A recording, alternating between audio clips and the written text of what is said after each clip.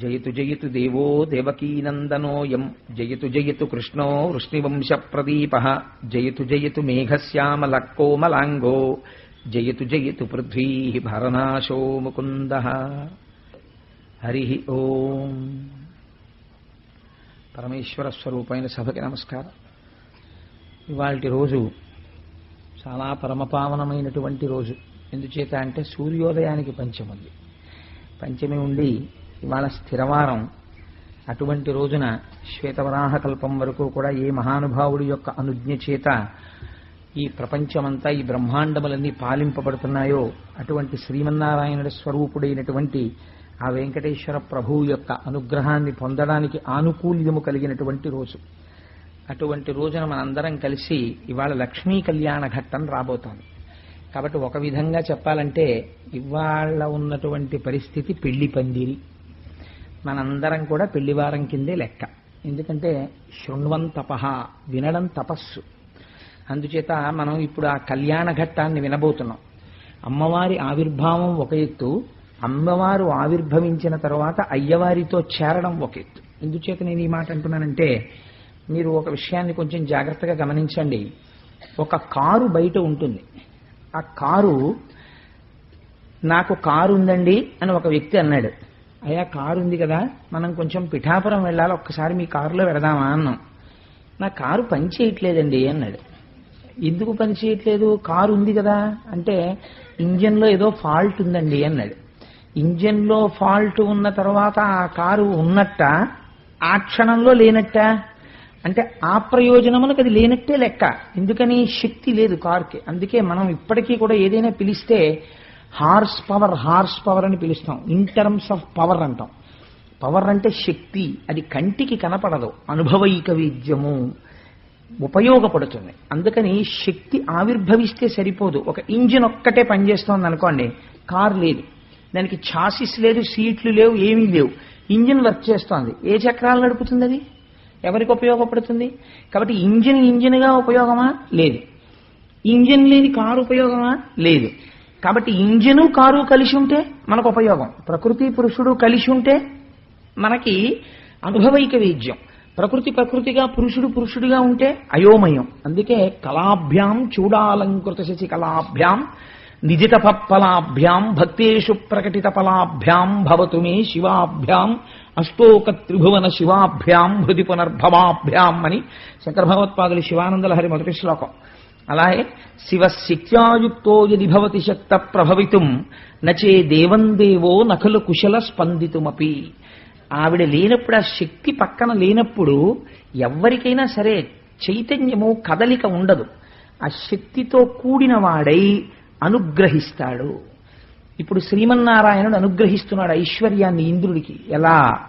పక్కన లక్ష్మి చేరి ఆ ఈయగలిగినటువంటి శక్తి తనతో చేరాలి. చేరేంత వరకు ఆ కటాక్షము కుదరదు. అందుకే వెంకటాచలపతిగా కూడా ఒక గమ్మత్తుంది.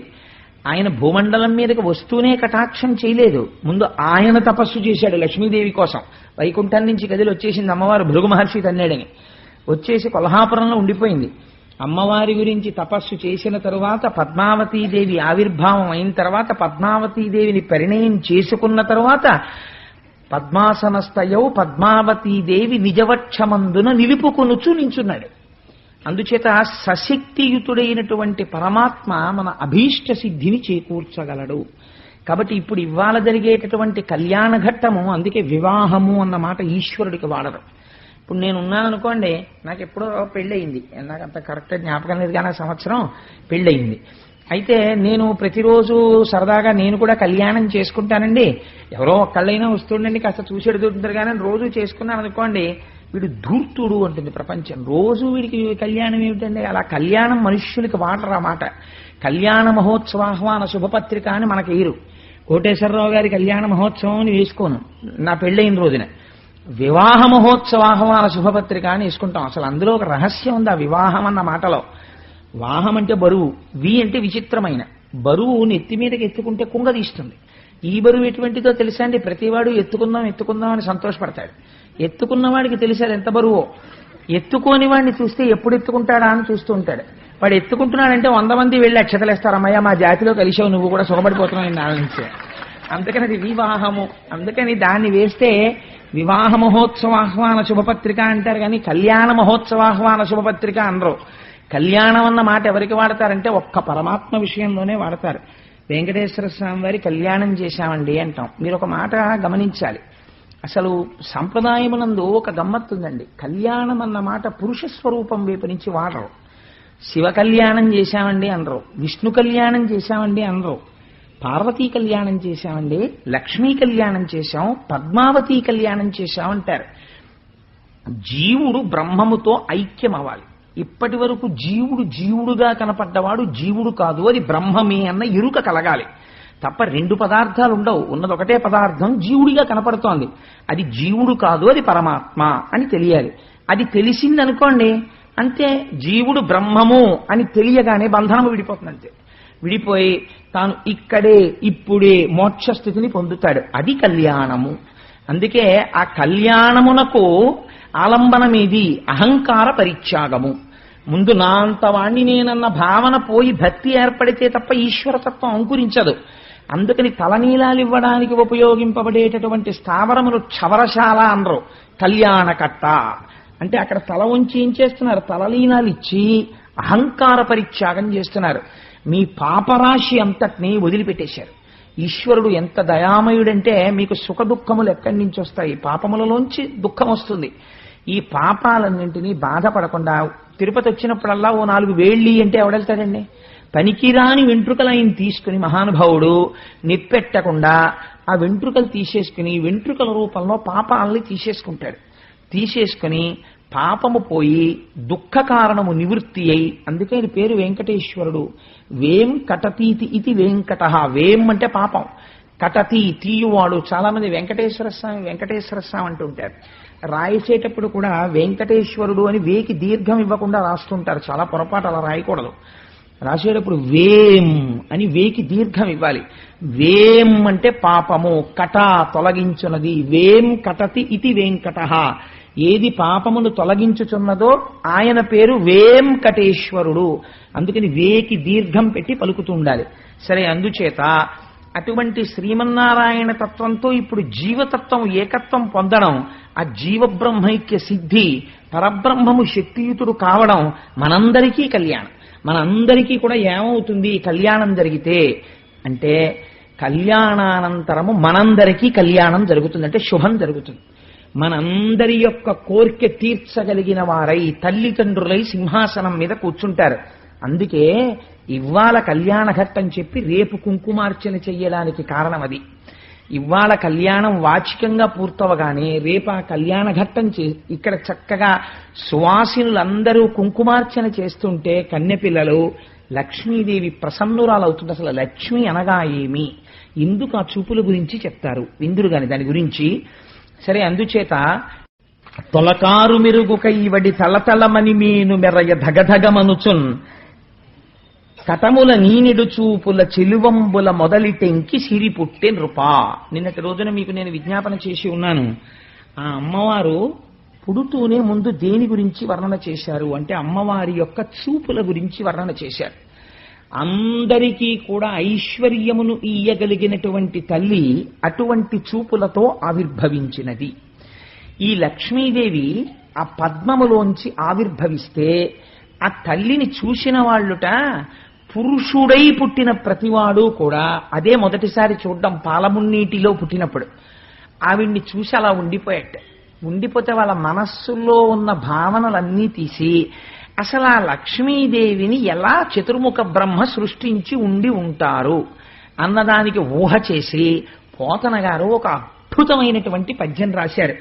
నాకైతే అనిపిస్తుంది నిజంగా స్తోత్రాలంటే ఇవ్వండి, లక్ష్మీదేవి ప్రసన్నం అవడానికి, దరిద్రం పోవాలంటే ఇలాంటి పద్యాలు వినాలి, చదువుకోవాలి మనసులో.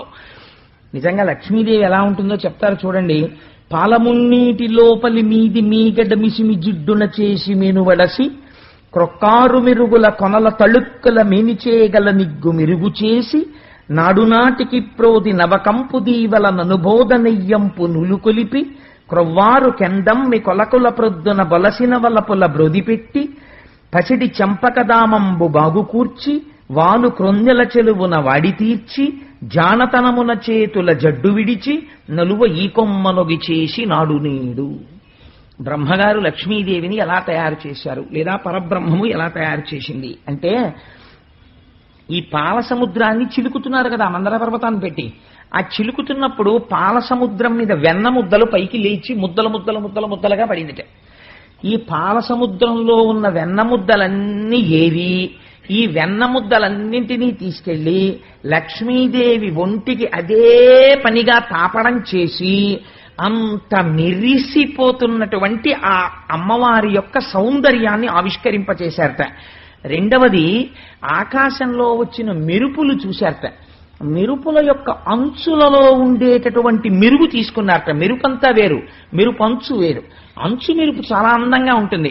ఆ అంచుకుండేటటువంటి మెరుపు తీసుకున్నారట. అందుకే నీలతోజద మధ్యస్థ విద్యుల్లేకే భువాస్వర అని ఆ మెరుపు తీసుకుని ఆ మెరుపులన్నిటిలో ఉన్నటువంటి అంచుల యొక్క మెరుపుతనాన్ని తీసుకొచ్చి అమ్మవారి యొక్క శరీరంలోకి ప్రవేశపెట్టారట.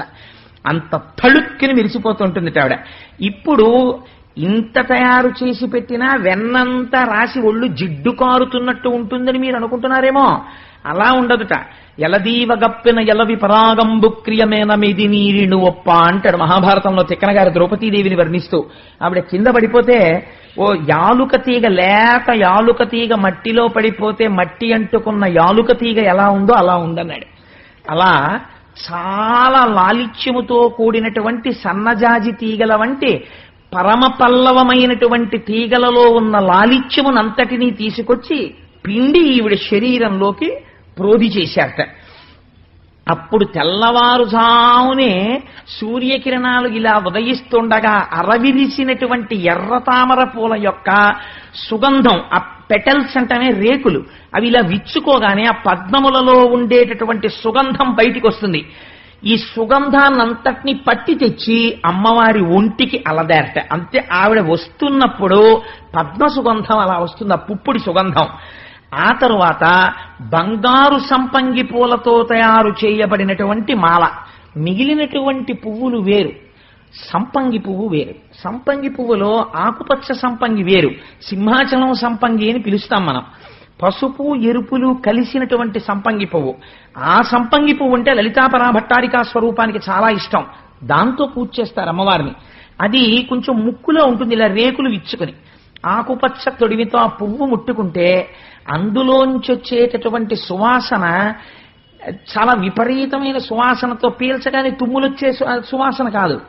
అది చాలా మందమందంగా వీస్తూ చాలా సౌరభంతో ఉంటుంది ఆ సంపంగి. రేకు కూడా మీరు ఇలా ముట్టుకున్నారనుకోండి విరిగిపోతుంది. అది బాగా ఇలా విచ్చుకుంటుంది. విచ్చుకున్న పువ్వుని విచ్చుకున్నట్టు పూజ చేయాలి తప్ప మీరు ఏమాత్రం కొంచెం అజాగ్రత్తగా పువ్వు పట్టుకున్నా రేకులు ఊడిపోతాయి. అంతటి లాలిత్యం. ఇప్పుడు ఈ పువ్వులలో ఉన్న లాలిత్యాన్నంతటినీ తీసి ఇటువంటి అరవిరిసిన సంపంగి పూలతో బంగారు సంపంగల దండ చేసి ఆ దండ తెచ్చి అమ్మ మెడలో వేశారట. కానీ సౌరభం మాత్రం అలా ఉంచారు. అది విచిత్రం. బంగారు సంపంగికి సౌరభం ఉండదు, సౌరభంతో కూడిన బంగారు సంపంగి చేసి అమ్మవారి మెడలో వేశారట. ఇన్ని వేసినా ఒకటి ఉండాలి. ఏమిటది? చూడగానే ఆ వెలుతురు ఇంకా చూసి కాసేపు అలా నడుద్దాం, కాసేపు కూర్చుందాం, అబ్బా ఎంత బాగుందో అనిపించాలి. ఆ సొగసు అది ఎక్కడుంటుంది ప్రపంచంలో అంటే ఒక్క బాలచంద్రుని ఎందే ఉంటుంది. అందుకని ఆ చంద్రబింబంలోంచి వచ్చేటటువంటి చల్లతనానికి ఎంత హాయిగా ఉందోరా అని ఇంకొక నెల పోనివ్వండి. సాయంకాలం అయ్యేటప్పటికీ ఆ అమ్మయ్యా అని వచ్చి చంద్రబింబం కింద కూర్చుంటారు, చల్లగా ఉందని. అందుకని ఆ బాలచంద్రబింబంలో ఉండేటటువంటి చక్కటి చల్లతనంతో కూడినటువంటి ప్రకాశాన్ని తెచ్చి అమ్మవారి యొక్క మూర్తి యందు నింపారట. ఇన్నిటిని కలిపి ప్రోధి చేసి లక్ష్మీదేవి యొక్క మూర్తిని సిద్ధం చేసి అష్టదళ పద్మమునందు ఆవిర్భవింపచేశారట. చేస్తే అమ్మవారు ఆ పాల సముద్రంలోంచి అష్టదళ పద్మంలోంచి ఆవిర్భవించి వీళ్ళందరికీ దర్శనమిచ్చింది. చిత్రం ఏమిటంటే, పుట్టినప్పుడు చంటి పిల్లలా పుట్టినటువంటి తల్లి క్షణాల మీద పెద్దదైపోయి యవ్వనవతి అయిపోయింది. యవ్వనంలో ఉన్నటువంటి స్త్రీల తరుణ వయస్కురాలిగా అక్కడ ఎవరున్నారండి? దేవతలున్నారు, దానవులున్నారు, లక్ష్మీదేవి యొక్క ఆవిర్భావం జరిగిందని యక్ష గంధర్వ కిన్నెర కింపురుషాదులందరూ చూస్తున్నారు. ఇంతమంది చూస్తుండగా తల్లి ఆవిర్భవించింది. ఇప్పుడు ఆవిడికి భర్త నిర్ణయింపబడాలి. అటువంటి తల్లికి భర్తను ఎవరు నిర్ణయిస్తారు? ఎక్కడ పుట్టిందో వాడు తండ్రి అవుతాడు. ఎక్కడ పుట్టింది? పాల సముద్రంలో పుట్టింది. కాబట్టి ఇప్పుడు తండ్రి ఎవరు? పాల సముద్రమే, సముద్రుడే తండ్రి. అందుకే లక్ష్మీం క్షీరసముద్రరాజతనయాం శ్రీరంగధామేశ్వరీం దాసీభూత సమస్త దేవవనితాం లోకైక దీపాంకురాం అని రోజు పిలుస్తుంటాం కదా అమ్మవారిని. ఆడపిల్లకుండే లక్షణం ఏంటంటే పెళ్ళవక ముందు ఫలానా వారు అమ్మాయి అండి పొంగిపోతుంది. ఈ పాప అండి కోటేశ్వరరావు అమ్మాయి అండి అన్నారనుకోండి, చాలా సంతోషిస్తుంది. పెళ్లి అయిపోయిన తర్వాత ఎవరైనా మా అమ్మాయి కనపడితే ఈ అమ్మాయి ఈ పాప కోటేశ్వరరావు అమ్మాయి అండి కోటేశ్వరరావు అమ్మాయి అండి అని పరిచయం చేస్తామనుకోండి, కించి చిన్నపుచ్చుకుంటారు. ఎందుకనంటే ఫలానా వారి కోడలండి అన్నారనుకోండి, సంతోషిస్తుంది. ఈ అమ్మాయి ఫలానా వారి భార్య అండి అని అనిపించుకోవడానికి ఇష్టపడుతుందట. ఆడపిల్ల పుట్టింటి సంబంధాన్ని గౌరవిస్తుంది, కానీ ఫలానా వారి భార్య అని చెప్పుకోవడంలో ఒక తాదాత్మ్యతని పొందుతుందిట. అందుకని లక్ష్మీం క్షీరసముద్రరాజతనయాం వెంటనే అనాలట శ్రీరంగధామేశ్వరీం. భర్తృ సంబంధం చెప్పాలి. చెప్తే పొంగిపోతుంది ఆవిడ. శాబాష్, బాగా చెప్పాడు రా వీడెవడో అని. అందుకని మనం శ్రీ సూక్తం చెప్తే లక్ష్మీం క్షీరసముద్రరాజతనయాం అని దాంతోనే పూర్తి చేస్తాం. సరే, అందుచేత ఇప్పుడు ఈ తల్లికి మంగళ స్నానం చేయించడానికి అందరూ సమకూరుస్తున్నారు అమ్మవారికి. తరుణికి మంగళ స్నానం బుసేయింతమని పెట్ట ఇంద్రుడనర్ఘమైన మణిమయ పీఠంబు మంగళవతులైన వేలు పొగరితలు విమలతోయ పూర్ణంబులయ్యున్న పుణ్యాహ కలశంబులిడిరి పల్లవములనిచ్చ భూమి కడిమి గోవులు పంచ గవ్యములనిచ్చే మలసి వసంతుడు మధువసంగి మునులు కల్పంబు చెప్పిరి మొగిలుగములు పణవ గోముఖ కాహళ పటహ మురజ శంఖ వల్లకి వేణు నిస్వనములిచ్చే పాడిరాడిరి గంధర్వపతులు సతులు పండిత సూక్తులతోడిత తొండంబులు సాక్షి తీర్థతోయములెల్లన్ కుండముల ముంచి దిగ్వే దండంబుల జలక మార్చ తరుణీమణికిన్. శ్రీ సూక్తంలో మంత్రాలని పోతన గారు తన ప్రతిభతో పద్యాలుగా మార్చారు. ఎంత గమ్మత్తో చూడండి. తరుణికి మంగళ స్నానము. ఇప్పుడు ఈ అమ్మవారు మంగళ స్నానం చెయ్యాలి. మంగళ స్నానం వేరు, శౌచమునకు స్నానం వేరు. శౌచమునకు స్నానం చేసేటప్పుడు మంగళ వాయిద్యాలు పెట్టండి ఆయన స్నానం చేస్తున్నారు అనరు. మంగళ స్నానం చేయడం అంటే వేరు. అది పరమ పవిత్రమైనటువంటి సమయాలలో మంగళ స్నానం చేస్తారు. మనం మంగళ స్నానం చేస్తాం. ఎప్పుడు చేస్తాం? పెళ్లికి ముందు చేస్తాం. పెళ్లికి ముందు చేసే మంగళ స్నానం వేరు. చాలా గమ్మత్తుగా ఉంది. అంటే ఈ రోజుల్లో దాని సబులే పోయాయి, ఆ వైదిక ప్రక్రియ పోయింది. అసలు ఏ మంత్రం చదవాలి, అప్పుడు ఎలా ఆశీర్వచనం జరగాలి, ఎలా మంగళ వాయిద్యాలు మోగుతూ ఉండాలి, ఎలా వచ్చి ఎలా కూర్చోపెట్టి ఆడపిల్లని లక్ష్మీదేవిగా మంగళ స్నానం చేయించాలి. ఆడపిల్ల పెళ్లి పీటల మీదకి వెళ్ళేటప్పుడు పట్టు చీర ఎవరు పట్టుకొచ్చి ఇవ్వాలో ఎంత ప్రేమ ఉంటుందో అలా పట్టుకొచ్చి ఇవ్వడంలో మీరు లక్ష్మీ కళ్యాణం వింటే తెలుస్తుంది. చూడండి, ఆ తల్లి మంగళ స్నానం చేయడం కోసమని ఒక పీట మీద కూర్చోవాలి. అందుకని ఒక మణిమయ పీఠాన్ని తెచ్చి దేవేంద్రుడు అక్కడ పెట్టేట. ఇప్పుడు ఈ పీఠం ఇచ్చిన వాడికి ఏం దక్కుతోంది? పీఠం దక్కుతోంది. లక్ష్మీదేవికి నువ్వు ఏమిస్తే అది దక్కుతుంది. ఇంత కుంకం అమ్మవారికి ఇస్తే సౌభాగ్యం దక్కుతుంది. ఇంత పువ్వు అమ్మవారికి ఇస్తే జ్ఞానం దక్కుతుంది. ఇంత ధూపం చూపిస్తే సమస్త భోగములతో నీ ఇల్లు నిండిపోతుంది. ఇంత నీరాజనమిస్తే భక్తి జ్ఞాన వైరాగ్యముల చేత మోక్షం ఇస్తుంది. ఒక్క స్తోత్రం నోటితో చదివి ఇలా నమస్కరిస్తే పొంగిపోతుంది, ఏదైనా ఇచ్చేస్తుంది. అందుకని కుంకుమార్చన పెట్టడం ఏదో సరదా కోసం పెట్టడం కాదది. అందుచేత చూడండి, ఆ భద్రపీఠాన్ని తీసుకొచ్చి ఒక మణిమయమైన పీఠాన్ని అక్కడ పెట్టేట ఇంద్రుడు. అమ్మవారు మంగళ స్నానం చేయడానికి దాని మీద కూర్చుంది.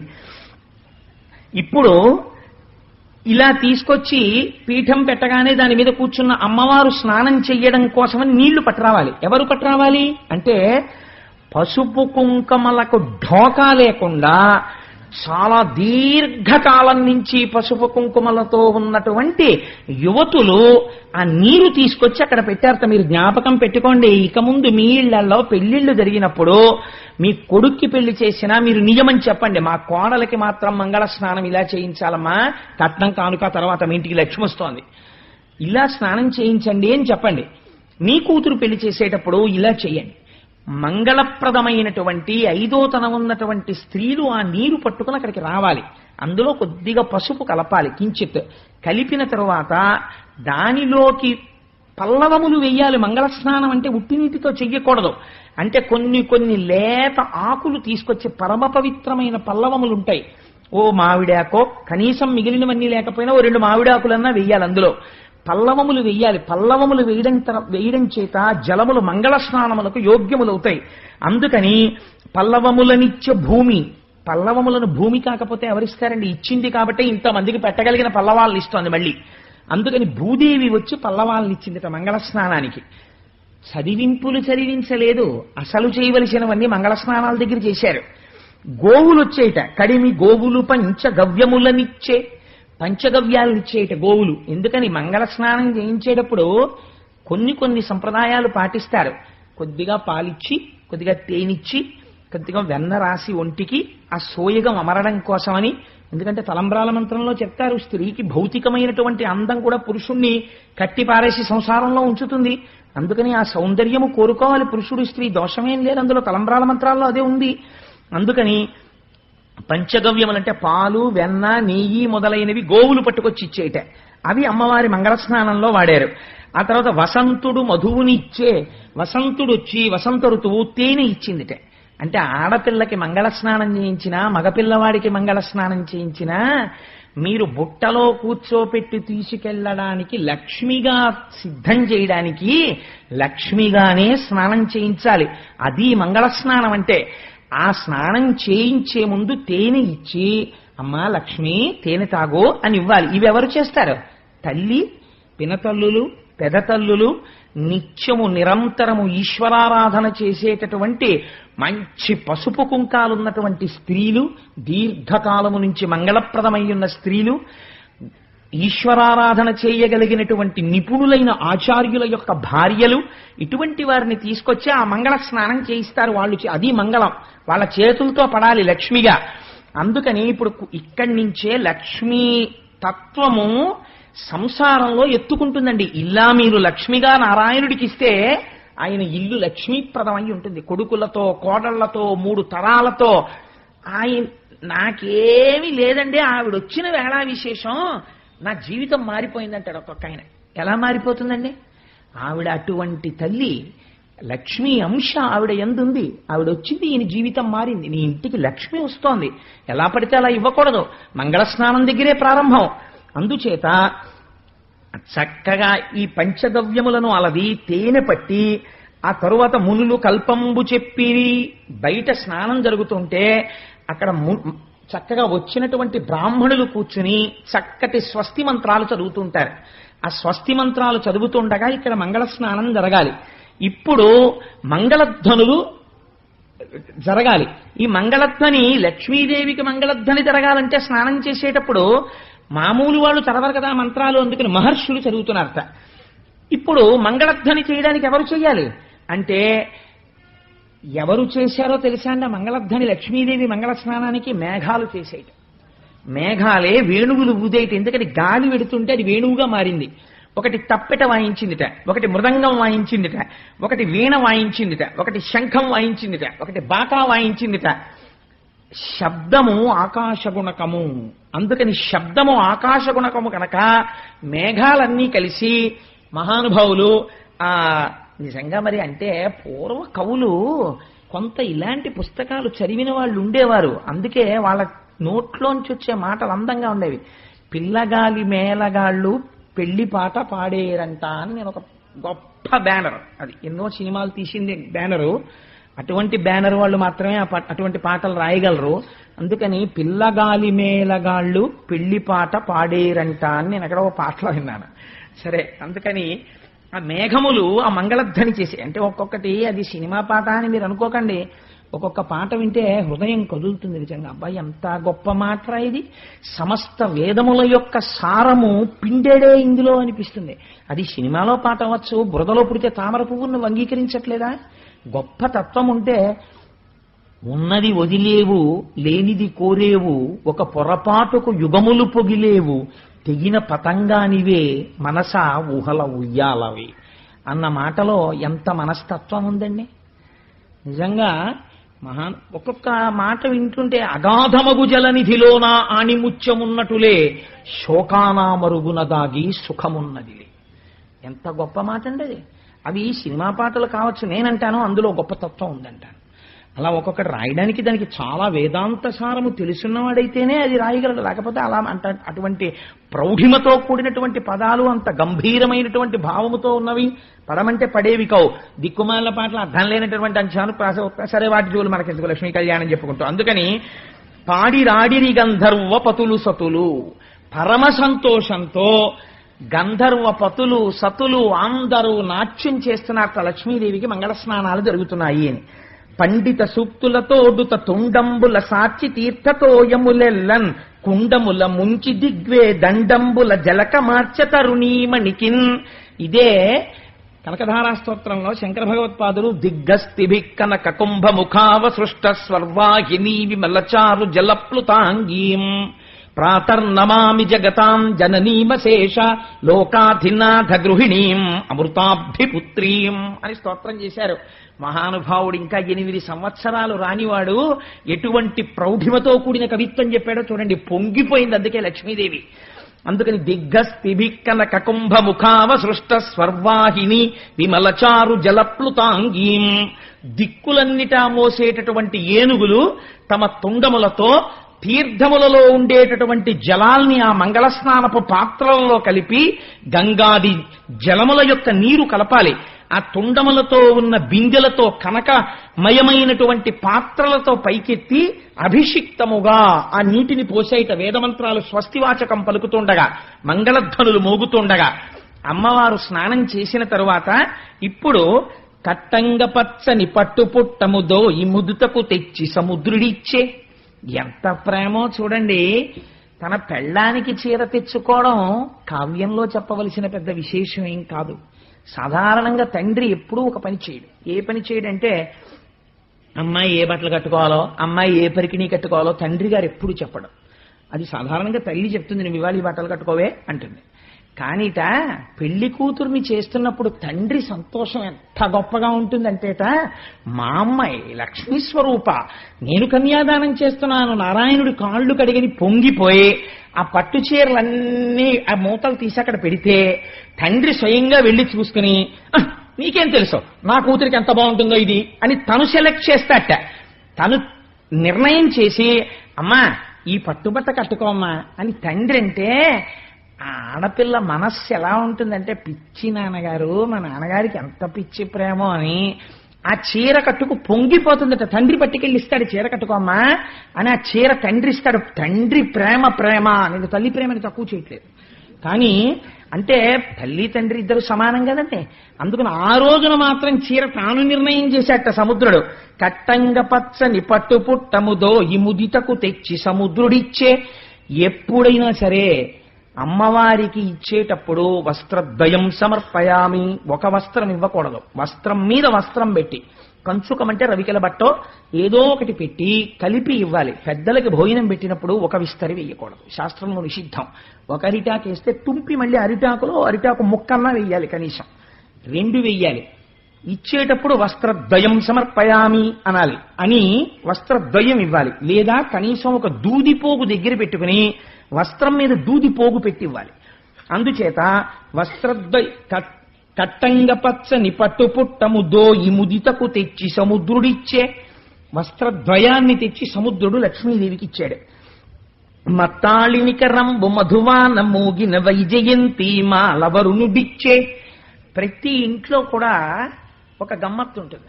ప్రతి ఇంటికి ఒక యజమాని ఉంటాడు.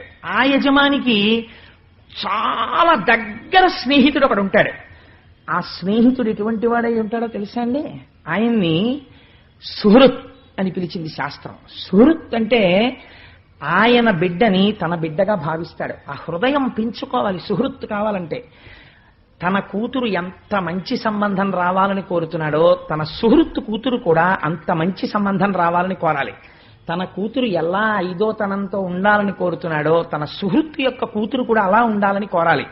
అలాంటి వాడు ఒకడు ఉంటాడు. వాడు ఈయన ఇంట్లో పెళ్లి జరుగుతుంటే తన కూతురు పెళ్లి జరుగుతున్నట్టే సంతోషపడిపోతాడు. అందుకని ఈయన ముందు ఇవ్వగానే వెనక ఎవరిచ్చారో తెలుసండి? సుహృత్ ఇచ్చాడు. ఎవరా సుహృత్? సముద్రం తండ్రి అయితే సముద్రుడిలో ఉన్న వరుణుడే సుహృత్. అందుకని ఎప్పుడూ దగ్గరుంటాడు. అందుకని ఆ సుహృత్ ఏమిచ్చాడు అంటే వైజయంతిమాల ఇచ్చాట అమ్మవారు వేసుకోవడానికి. కాంచన కేయూర కంకణ కింకిణి కటకాదులను విశ్వకర్మ ఇచ్చే. విశ్వకర్మ ఏదైనా తయారు కేయూర కంకణ కింకిణి కటకాదులను, అమ్మవారు వేసుకోవడానికి కావలసినటువంటి గాజులు, అమ్మవారు వేసుకునే హారాలు, అమ్మవారు పెట్టుకునే నగలు, ఇవన్నీ ఒక పెద్ద దంతపు పెట్టిలో పెట్టి తెచ్చి విశ్వకర్మ ఇచ్చేట. భారతి ఒక మంచి తారాహారమునిచ్చే. సరస్వతీదేవి ఒక మంచి తారాహారాన్ని ఇచ్చిందిట. పాణి పద్మమునిచ్చే పద్మభవుడు. ఇదో చాలా గమ్మత్తైన విషయం అండి నిజంగా. ఇలాంటివి చూస్తే ఓహో ఇలా కూడా ఇవ్వచ్చన్నమాట కానుక అనిపిస్తుంది. పిల్ల బుట్టలో కూర్చొని పద్మంలో కూర్చున్న లక్ష్మిని తీసుకెళ్లే ముందు అసలు మేనమావలు నాకు అనిపిస్తుంది తామర పువ్వులు తెచ్చి ఆ అమ్మాయి చేతికి ఇవ్వాలి. అమ్మా నిన్ను లక్ష్మిగా చూసి నీ తల్లి తోడబుట్టిన వాళ్ళగా, నిన్నెప్పుడూ మేనమావగా మేము దుష్టచూపు చూడలేదు, లక్ష్మిగా చూసి నారాయణుడి దగ్గరికి చేరుస్తున్నాం అని తామర పూలు ఇచ్చి పిల్ల చేత్తో తామర పూలు పట్టుకుని బుట్టలో రావాలి. పోతన గారు ఎన్ని రహస్యాలు చెప్తున్నారో చూడండి ఆచారంలో. అందుకని ఎవరివ్వాలా పువ్వు అంటే బ్రహ్మగారు ఇచ్చారు. ఎటువంటి వాడికి అటువంటివే ఇష్టం ఉంటాయి.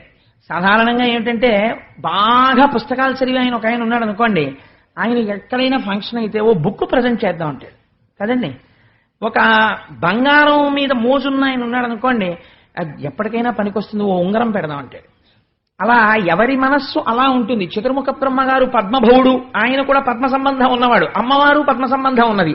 అందుకని ఆయనకి ఎప్పుడూ పద్మ సంబంధమే. ఆయన పట్టుకొచ్చి ఓ తామర పువ్వు ఇచ్చట, చేతో పట్టు కూర్చో అమ్మా నువ్వు చక్కా బుట్టలోనని. అందుకని తామర పువ్వు ఇచ్చట. కుండలివ్రజంబు కుండలంబులని ఇచ్చే. నాగరాజులు కుండలిని రెండు రకాలుగా ఉంటుంది. పావుతో సింబలైజ్ చేస్తారు, సంకేతిస్తారు కుండలిని శక్తిని. అందుకని అవి ఎప్పుడు ఏమివ్వాలి? కుండలిని అన్న మాటకి దగ్గరలో ఉన్నవి ఇస్తాయి. అందుకని కుండలంబులని ఇచ్చే. అవి చెవులకు పెట్టుకునేటటువంటి కుండలాలను ఇచ్చేట అమ్మవారికి పట్టుకొచ్చి. అందుకని కుండలివ్రజంబు కుండలంబులనిచ్చే. శృతులు భద్రమైన నుతులు చేసే. శృతులు వేదాలున్నాయి, ఏది చేసేవాళ్ళు అది చేస్తేనే అందంగా ఉంటుంది. వేదాలు అనేటటువంటి పుస్తకాలు అమ్మ అప్పుడప్పుడు చదువుకోను డిటెక్టివ్ నవలు ఇచ్చేయనుకోండి అసందర్భంగా ఉంటుంది. శృతులు ఏం చెయ్యాలి? నుతులు చెయ్యాలి. వేదం అందులోంచి పరమ భద్రమై ఆశీపూర్వకమైనటువంటి మంత్రాలు చదవాలి. అందుకని శృతి తనంత తానుగా ఒక రూపములు దాల్చి అమ్మవారికి ఆశీపూర్వకమైనటువంటి భద్రతను చేకూర్చగలిగినటువంటి మంత్రమును ఆమ్నాయం చేసిందిట. ఎల్లలోకములకు ఏలిక సానివై బ్రతికెనను చుదిశలు పనికెనధిప. దిక్కాంతలన్నీ కూడా దిక్కుల్ని స్త్రీలతో పోలుస్తారు. ఎందుకనంటే మహాభారతంలో తిక్కన గారు ఒక గొప్ప ప్రయోగం ఒకటి చేశారు.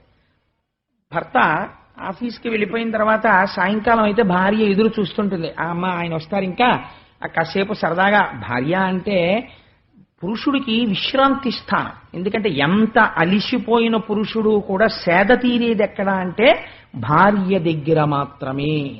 ఆవిడ ఇచ్చినట్టు విశ్రాంతిని పురుషుడికి భౌతికమైనటువంటి ఏ ఐశ్వర్యము ఇవ్వదు. ఎన్ని ఏసీ గదులు ఉండనివ్వండి, ఎంత ఐశ్వర్యం ఉండనివ్వండి, ఆవిడ చిటపట చిటపట చిటపట లాడిపోతోంది అనుకోండి, కంపరం ఎత్తిపోతుంది ఇంటికి వచ్చిన వాడికి.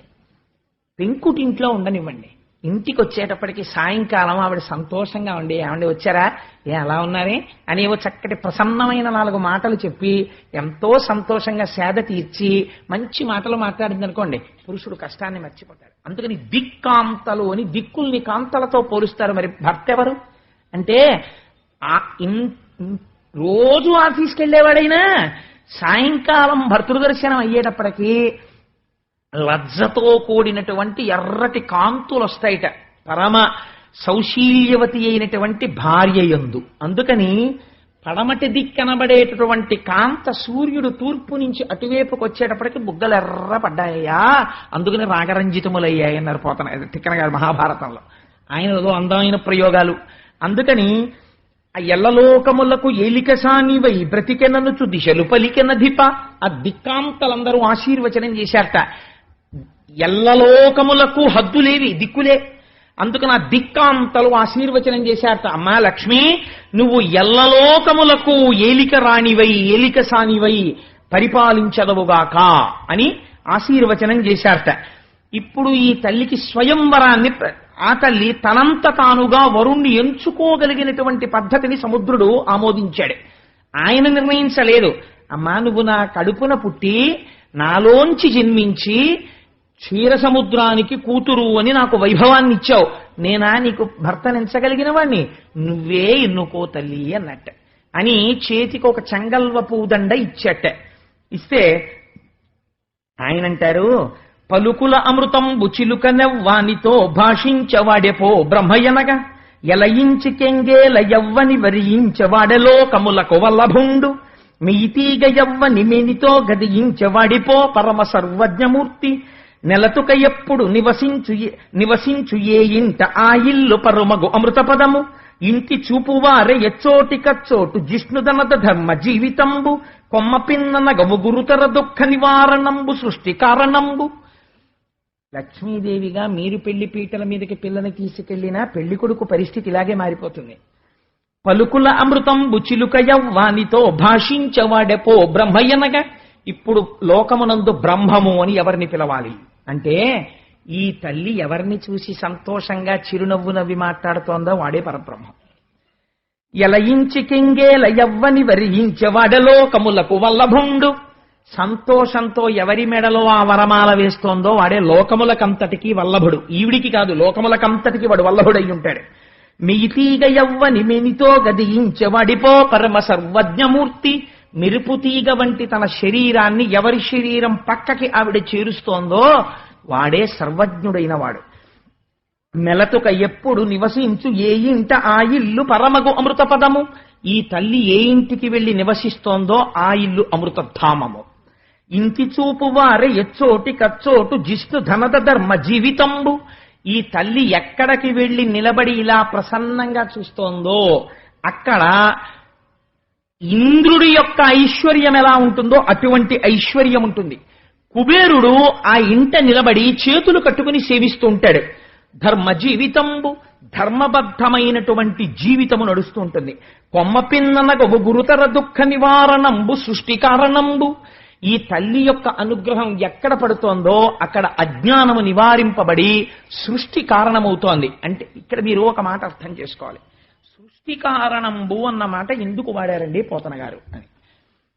ఇక్కడ మీరు లక్ష్మీదేవి యొక్క తత్వావిష్కరణ చేశారు ఈ మాటలో. లక్ష్మి అంటే అర్థం ఏమిటో తెలుసా అండి? రెండు ఎవరి చేతిలో ఉంటాయో వారిని లక్ష్మి అని పిలుస్తారు. ఎవరి వలన ఈ రెండు ఆగిపోతాయో వారిని అలక్ష్మి అని పిలుస్తారు. లక్ష్మి అని పిలవాలంటే ఒకటి సంపద వైభవమును ఇవ్వగలిగి ఉండాలి. అంటే మీరు ఇహమునందు సుఖపడడానికి కావలసినటువంటి సమస్త ఐశ్వర్యమును అమ్మవారు ఇవ్వాలి. అది మీకు ఏది ఉంటే మీరు సుఖపడతారో అది అమ్మవారికి తెలిసి ఆవిడిస్తుంది.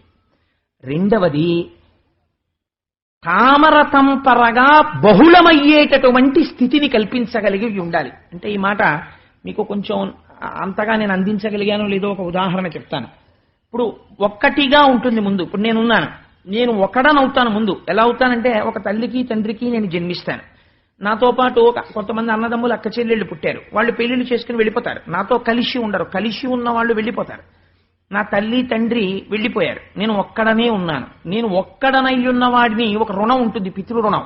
ఇప్పుడు ఇది తీర్చుకోవాలి. నా పక్కకి ఒక భార్య రావాలి. ఆ భార్య లక్ష్మీస్థానం.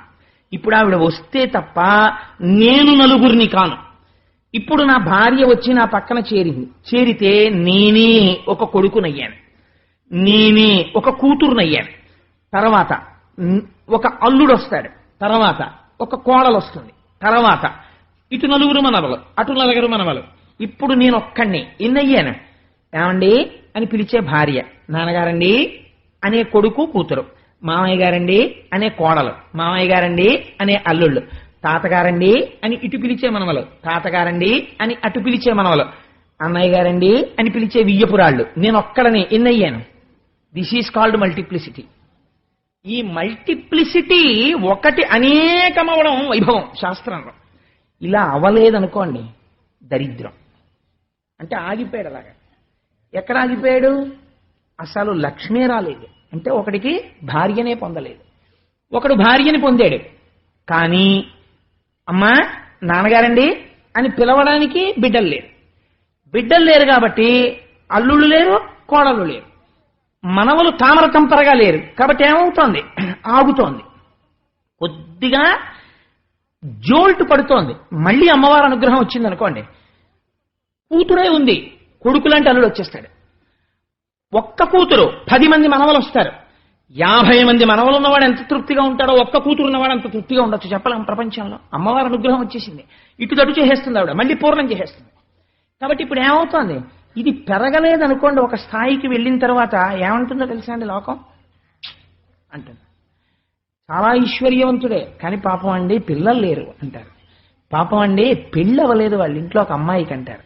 పాపం వాళ్ళ ఇంట్లో 2 ఆడపిల్లలు, ఏమి కర్మమో కానీ అన్నీ ఉన్నాయి, బాగా చదువుకున్నారు, చాలా మంచి వాళ్ళు, కానీ పెళ్ళిళ్ళు అవ్వలేదు. పాపం ఆ అమ్మాయికి పెళ్లి చేశారు, పిల్లలు పుట్టలేదు. ఆయన ఎప్పుడు దిగులుగా ఉంటారు, అలా తిరుగుతూ ఉంటారు, పూజలు పునస్కారాలు అని తిరుగుతూ ఉంటారు. ఇవేవి ఈయన ప్రమేయం లేవు, ఈయన కూర్చున్నాడు హాయిగా. అంతే, తామర తంపరగా వెళ్ళిపోతోంది వంశం.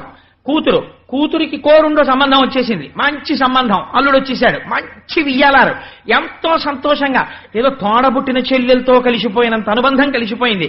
హాయిగా వియ్యాలవారన్న అరమరికలు లేవు. అటుపక్క నుంచి అటువంటి కోడలు వచ్చింది.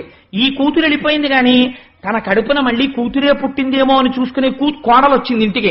మామయ్య గారు మామయ్య గారు మామయ్య గారు అని తన వైభవాన్ని ప్రకాశింపచేస్తోంది. అటువంటి కోడలు వచ్చింది. ఇలా 2 ఏళ్లు తిరిగింది, 4 పూజలు చేశాడు, చక్కటి మనవడు పుట్టాడు. వాడు పుట్టిన దగ్గర నుంచి ఇంకా నిలబడ్డం వచ్చిందంటే వాడు తాతగారి ఉత్తరీయం తీసుకుని పంచకట్టుకుని గజేంద్ర మోక్షం పద్యాలు చెప్పడం మొదలెట్టాడు. ఉరే ఉరే ఉరే ఉరే వీడికి ఇప్పుడే గజేంద్ర మోక్షం పద్యాలు చెప్తున్నాడు రాని పొంగిపోయాడు తాతగారు. ఎక్కడి నుంచి వస్తోంది ఐశ్వర్యం అంటే? It is called the process of multiplication, multiplicity, పెరుగుతుండుట. ఇది లక్ష్మీ కటాక్షము. ఇది ఆవిడ అనుగ్రహం లేకపోతే నడవదు. రెండోది ఏమిటో తెలుసా అండి? ఐశ్వర్యము. ఐశ్వర్యము అంటే మీరు ఒకటి గుర్తుపెట్టుకోండి, మీరు కోరుకున్నది కాదు. బ్యాంకులో 10 కోట్లున్నాయి, మీకు నిద్రపట్టదు భయం, అది కాదు ఐశ్వర్యం అంటే. ఐశ్వర్యం అంటే ఏమిటో తెలుసా అండి? ఎన్నడూ ఇలా చెయ్యి చాపి అడగలేదు ఒకరి దగ్గరికి వెళ్ళి, ఎన్నడూ తన ఇంట అన్నవస్త్రాలకి లోటు లేదు. తను ఒక భోగం అనుభవించాలి అని మనసులో అనుకోగానే అది కూడిపోతుంది, తనకసలు ఆ కోరిక పుట్టదు. కానీ తనవారైన వారి కోసం ఎప్పుడో అనుకున్నాడు, ఈ భోగం ఉంటే బాగుండు వీళ్ళకి అనుకున్నాడు, అంతే భోగం వచ్చేస్తుంది. లోపల తలంచగానే భోగము సమకూరుతుంది. అంటే వాడి ఎందు ఏమిటుందో తెలుసా అండి? లక్ష్మీ కటాక్షమున్నది. ఇప్పుడు ఇదే మీకు కావలసింది. మీరు కూర్చుకోగలరా చెప్పండి నాకు? మీరు కూర్చుకోలేరు. అమ్మవారి అనుగ్రహం ఉంటే నడుస్తుంది. ఈ లక్ష్మీ తత్వంలో ఉన్న రహస్యం ఏమిటో తెలుసా అండి? ఐశ్వర్యం ఒకటే ఉంటే కళ్ళు మూసుకుపోతాయి. ఈశ్వరానుగ్రహం కలవలేదనుకోండి, కలవకపోతే ఎలా వచ్చిందో అలా వెళ్ళిపోతుంది ఆవిడ. అందుకే చెంచల లక్ష్మి ఆవిడ తప్పు కాదు, మన తప్పు. నారాయణుణ్ణి మరిచిపోతాం, జగత్తంతా వ్యాపించిన పరబ్రహ్మాన్ని మరిచిపోయి భోగం ఒక్కటే ఉండిపోవాలి నాకంటాం. లక్ష్మీదే ఉండిపోతే చాలు, నారాయణుడు మాకెందుకండి అంటాం. అంటే ఆవిడ ఏం చేస్తుంది? నా భర్తకి గౌరవం లేని చోట నేను ఉండను రా దుర్మార్గుడా. ఓ పూజ లేదు, ఓ పునస్కారం లేదు, ఓ పుణ్యం లేదు, ఓ పురుషార్థం లేదు. రావణాసురుడు ఐశ్వర్యంలా ఉంటుంది. వాడికన్నా ఐశ్వర్యం వెలిగించిన వాడు ప్రపంచంలో లేడు. గత జన్మలో తపస్సుంది, వెలిగింది కాసేపు, పోయినప్పుడు ఎలా పోయింది? భయంకరంగా పోయింది. అందుచేత ఏమవుతుంది? అదే లక్ష్మీ అనుగ్రహం ఉంది, ఏమైంది? ఒక్కొక్క బెట్టి ఎక్కిస్తుంది, తామర తంపరగా చేయిస్తుంది, గౌరవాన్ని ఇప్పిస్తుంది. ఇల్లు ఎప్పుడు పాలు పొంగినట్టు పొంగుతూ ఒక్కొక్క ఇల్లు చూడండి. ఏమిటో కానండి, ఆ ఇంట్లో వాళ్ళు ఎప్పుడూ సరదాయే, ఎప్పుడూ సంతోషమే. కాసేపు అలా తిరుపతి వెళ్ళిపోతారు, కాసేపు ఇలా ఎక్కడికో వెళ్ళిపోతారు, కాసేపు అలా వెళ్ళిపోతారు. ఆ డబ్బులు ఎక్కడి నుంచి వస్తాయో తెలియదు, ఎప్పుడు సంతోషమే, ఎప్పుడు హడావిడే. ఏదో ఆ పూజ చేయాలంటారు, ఈ పూజ చేయాలంటారు, ఈ పుస్తకం చదువుకోవాలంటాడు, అక్కడికి పరిగెడుతుంటాడు, ఇక్కడ పరిగెడుతుంటాడు. హీ మేక్స్ హిమ్సెల్ఫ్ బిజీ ఈశ్వర కార్యంలో. ఆ ఈశ్వరుడు యందు మగ్నమైన మనస్సు ఈశ్వరానుగ్రహంతో ఇల్లు చక్కబట్టబడుతూ ఉంటుంది. ఇదే సృష్టి కారణంబు. లక్ష్మీ అనుగ్రహానికి నీ అంత నువ్వు ఎలా ప్రయత్నించాలో, ఏది నీ జీవితాన్ని ఉద్ధరిస్తుందో పోతన గారు చెప్పేశారు. కాబట్టి ఆ తల్లి అనుగ్రహం ఎక్కడ పడిందో అక్కడ ఇవన్నీ ఉంటాయి సుమా. భావించి ఒక మాట బ్రహ్మాండమంతయు ఆటల బొమ్మరిల్లని తలంచు, ఆ తల్లి తామర పువ్వులో కూర్చుని అనుకుందిట, ఆ ఈ బ్రహ్మాండాలన్నీ నేను ఆడుకునే బొమ్మరిల్లు అనుకుందిట. నిజమే కదా, ఆవిడ అనుగ్రహం తలుచుకుందా బొమ్మల పెళ్లిళ్ళు చేసేస్తుంది. రుక్మిణీ కళ్యాణంలో విందురు గాని కన్నె పిల్లలతో ఈసారి రుక్మిణీ కళ్యాణం బ్రహ్మాండంగా భారీ ఎత్తున, దానికి అసలు లిమిట్ లేదు. ఈ గ్రౌండ్ నిండిపోయి రోడ్డెక్కేసినా సరే అంతమందికి రుక్మిణీ కళ్యాణం కన్నె పిల్లలతో చేయించాలని సంకల్పం చేశాం ఆ పద్యాలను అనుసంధానం చేసి. అందుకని బొమ్మల పెళ్లిళ్ళు చేసే బ్రహ్మాండంలా అనుకుంటుంది. బోలించి ఒక మాట భువనంబులన్నీయు తన ఇంటిలో దొంతులని తలంచు. ఒక్కొక్కసారి అనుకుంటుందట ఈ భువన భాండాలన్నింటినీ చూసి, ఇవన్నీ నా ఇంట్లో పెట్టుకున్న బొమ్మలు ఆట వస్తువులు ఇవి అనుకుంటుందట. అంటే అమ్మవారి క్రీడా పరికరాలు ఈ బ్రహ్మాండాలన్నీ. పాటించి ఒక మాట బ్రహ్మాది సురలను తన ఇంటిలో బొమ్మలని తలంచు. బ్రహ్మాది దేవతలందరినీ చూసి, ఇవన్నీ బొమ్మలు నేను ఆడుకుంటుంటాను మా ఇంట్లో పెట్టుకుని, నేను తలుచుకుంటే బ్రహ్మ కుర్చీలో కూర్చోబెడతాను, బ్రహ్మ అవుతాడు. నాకు కోపం వస్తే తీసేస్తాను ఆ కుర్చీలోంచి, వాడు వెంటనే మళ్ళీ బికారైపోతాడు. అంటే అమ్మవారి అనుగ్రహాన్ని చెప్తున్నారు. బొమ్మలాట కింద ఆడించగలదా, తలుచుకుంటే ఇలా బొమ్మను తీసుకెళ్లి కుర్చీలో పెట్టి రాజు అంటుంది. ఆవిడ కోపం వచ్చిందంటే తీసేసి తరాజు అంటుంది. అందుకని ఏమైపోయింది అంటే, పాటించి ఒక మాట బ్రహ్మాది సురులను తన ఇంటిలో బొమ్మలని తలంచు. గొనకని ఒక మాట కుంభినీ చక్రంబు నలవడ బొమ్మ పీటని తలంచు. ఈ భూమిని అంతటినీ చూసి అనుకుంటుందట, ఇది నేను బొమ్మలు పెట్టుకునే పీట అనుకుంటుందట. మరి అన్ని బొమ్మలేగా ఉన్నవి, ఆడుతున్నాయిగా. సొలసి యొక్క మాట సూర్యేందు రోజుల అచటి దీపకలికలని తలంచు. ఆ సూర్యుణ్ణి చంద్రుణ్ణి చూసి, అవును నేను చక్కగా ఆడుకుంటూ మా ఇంట్లో మా నాన్నగారు, అమ్మ దీపం పెట్టరా ఆడపిల్లవి అంటే, నేను వెలిగించిన దీపాలు ఈ రెండు అంటుంటుంది. భామ ఒక్క మాట భారతీ దుర్గల ఆత్మసకులటంచు ఆదరించు. పార్వతీదేవిని సరస్వతీదేవిని వీళ్ళిద్దరూ నా సఖులు అని చెప్పి వాళ్ళిద్దరిని ఆదరించి, ఇద్దరిది చెరో చెయ్య పట్టుకుని దగ్గర కూర్చోపెట్టుకుని కబుర్లాడుతుంది. ఎందుకని మరి ముగురమ్మలలో అమ్మ కదా అని. ఇప్పుడు ఆ దండ పట్టుకుని ఎవరి మెడలో వెయ్యాలి అని బయలుదేరుతోంది. నిజంగానండి, అందుకే లక్ష్మీదేవి మనస్సులో ఉన్న పద్యాలు వింటే కన్యపిల్లకి కూడా అటువంటి భర్తలు వస్తారు అంటారు. ఆవిడ జగత్తులకంతటికీ తల్లి. కానీ ఒక ఆడపిల్ల తనకి కాబోయే భర్త గురించి ఎలా ఆలోచించుకుంటుందో అలా ఎంత గొప్పగా ఆలోచించిందో చూడండి. ఐదవనయ్యుండనలవడదొక చోట ఒక చోట సవతితో ఓర్వరాదు, తగనొక చోట అంతంత వైభవంబు కాదొక చోట వేడిని ఉండబోల, ఒక చోట కరుణ లేదొక్కింత వెతికిన ఒక చోట డగ్గరి ఉండబెట్ట, నెరయంగనొక చోట నిలుకడ చాలదు చర్చింపనక చోట జడత కలదు, కొన్ని చోట్ల కామగుణ గరిష్టంబులు క్రోధ సంయుతంబులు కొన్ని యొడలు, కొన్ని మోహ లోభ కుంఠితంబులు కొన్ని ప్రమద మత్సరానుభావకములు. అందరినీ చూసింది. ఈ పాలసముద్రాన్ని మదనం చేస్తున్నప్పుడు దేవతలు రాక్షసులు కూడా నిలబడ్డారు కదా. మొట్టమొదట ఆడపిల్లకు వచ్చే ఆలోచన ఏమొస్తుంది పెళ్లి చేసుకునేటప్పుడు? 10 కాలాల పాటు నేను 5వ తనంతో పసుపు కుంకాలతో ఉండాలనుకుంటుంది కదా. అందుకని ముందు అనుకుందిట, అసలు ముందు నాకు జీవితాంతం హాయిగా నేను పసుపు కుంకాలతో ఉండాలి. నేను పసుపు కుంకాలతో ఉండాలంటే అబ్బెబ్బెబ్బే కొన్ని చోట్లు ఉన్నాయి కానీ ఈ వీటి దగ్గర 5వ తనం ఉండదు, ఒక్కొక్కసారి వాటి తలకాయలు పడిపోతుంటాయనుకుంది. నేను నోటితో చెప్పడం ఎందుకు, 4 తలలున్న వాళ్ళు కూడా పడిపోతుంటారు కల్పాంతంలో. అందుకని అక్కడ 5వ తనం అంత బాగా కుదరదు. ఒక చోట సవతితో నోర్వరాదు. ఇంట్లో సమానమైన వాడు ఒక ఆయన ఉన్నాడు, కానీ అప్పటికే ఆయన పక్కన ఒక ఆవిడ ఉంది, శంకరుడి పక్కన పార్వతీదేవి. అందుకని ఇప్పుడు నాకు సవతి గొడవ ఎందుకు, రెండో భార్యగా వెళ్ళడం ఎందుకు? తగనొక చోట అంతంత వైభవము కాదొక చోట. చాలా వైభవం ఉన్నట్టు ఉంటుంది, కానీ ఒక్కొక్కసారి వెంటనే తప్పుడు పనులు చేసి దరిద్రుడు అయిపోతుంటాడు. ఇంద్రుడు స్వర్గం. ఒక చోట వేడి మినుండబోల, ఒక చోట చాలా గొప్పవాడే ఆయన, మహానుభావుడు, కానీ బాబోయ్ చాలా వేడి, ఎప్పుడు వేడే, అసలు ఎప్పుడు ఏసీ ఉండదు సూర్యుడు. అందుకని ఒక చోట కరుణ లేదొక్కింత వెతికిన ఒక ఆయన మహాధర్మమూర్తి, ఎప్పుడు డ్యూటీ కాన్షియస్, చాలా డ్యూటీ మైండెడ్ గా ఉంటాడు. కానీ ఎంత డ్యూటీ మైండెడ్ అంటే అసలు ఆయన దగ్గర కంపాషన్ అన్న శబ్దం లేదు, దయా అన్న మాట లేదు. అందరినీ ఏడిపించి డ్యూటీ చేస్తుంటాడు యమధర్మరాజు గారు. అందుకునొద్దు.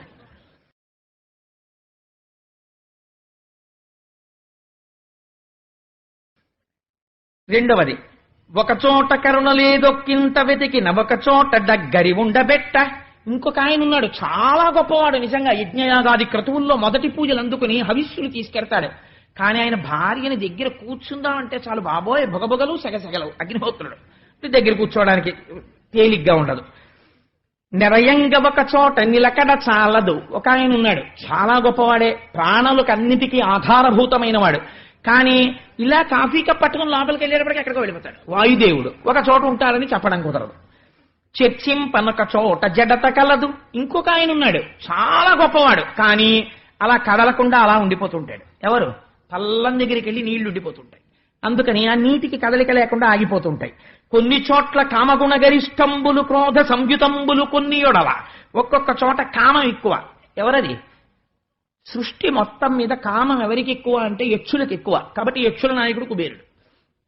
పక్షులకి ఆకలి ఎక్కువ, యక్షులకి గంధర్వులకు కామం ఎక్కువ, అలాగే ఆ పాములకి భయం ఎక్కువ. ఇలా ప్రపంచంలో ఒక్కొక్క జాతికి ఒక్కొక్కటి. సరే, మనుష్యులకు అన్నీ ఎక్కువ. అందుచేత కొన్ని మోహలోభ కుంఠితంబులు, కొన్ని ప్రమద మత్సరానుభావకములు, కొన్నింటిలో కామ క్రోధ లోభ మద మోహ మాత్సర్యాలు, ఇవన్నీ రాక్షస గణాలు. ఇలా అంటే నేను మరి ఎవరినో అనుకోకండి బాబా, అక్కడ లక్ష్మీదేవిలా చూపించినట్టుగా చెప్పానంతే. అందుకని రాక్షస గణములు అవన్నీ కూడా రాక్షస గణాలు. అందుకని చెప్పేసి వాళ్ళని పెళ్లి చేసుకోవడం ఏంటి అనుకుంది అమ్మవారు. కాబట్టి ఇప్పుడు ఎవరిని వివాహం చేసుకోవాలి అంటే అమర ముత్తైదువనయ్యుండవచ్చును వరుసకు సవతులు ఎవరు లేరు, వెలయంగ అశ్రాంత విభవమీతని ఇల్లు శృంగార చందన శీతలుండు, కలగ నిన్నడు శుద్ధ కారుణ్యమయమూర్తి విమలుండు గదిసి సేవించవచ్చు, నిరినాడి తిరుగడు నిలకడ కలవాడు సకల కార్యములందు జడత లేదు, సాధురక్షకుండు షడ్వర్గరహితుండు నాథుడయ్యనేని నడపనోపు, ఇతడే భర్తయనచు ఇంటి సరోజాక్షు పుష్పదామకమున పూజ చేసే. ఆ కర్ణ నారాయణుడి వంక చూసింది. చూసి ఈయన మెడలో వరమాల వేస్తే సవతి పోరుండదు, ఈయన పడిపోవడం ఉండదు. కాబట్టి పూర్తిగా పసుపు కుంకాలు ఉంటాయి హాయిగాను. సమస్త సంపదలకు ఇతను ఇల్లు. ఇంకా శృంగారం విషయానికి వస్తే నిజంగా ఆయన్ని మించినవాడు లేడు. ఎందుకని? జలజాతాసన వాసవాదిసుర పూజాభాజనం వైదనస్తుల తాంతాయుధు కన్న తండ్రి శిరమచ్చోవామ పాదంబునంతొలగంతో చలతాంగి అట్లు యగు నాథుల్ నెరముల్చేయబేరల కంచెందిన కాంతలెందు రుచితం వ్యాపారమున్నెత్తురే, నను భవదీయ దాసుని మనంబున నెయ్యపు కుంకెపూని తాచిన అది నాకు మన్ననయ, చెల్వగు నీ పద పల్లవంబు మత్తను పులకగ్ర కంటక వితానము తాచిన సొక్కునంచునేననియద అలుక మానవ కదాయికనైన అరాళ కుంతల అంతంటే పాలం పట్టుకోగలిగిన వాడు. అందుకని అంతటి శృంగారమూర్తి, చందన శీతలుడు, అంత చల్లటివాడు, పరమదయాళు.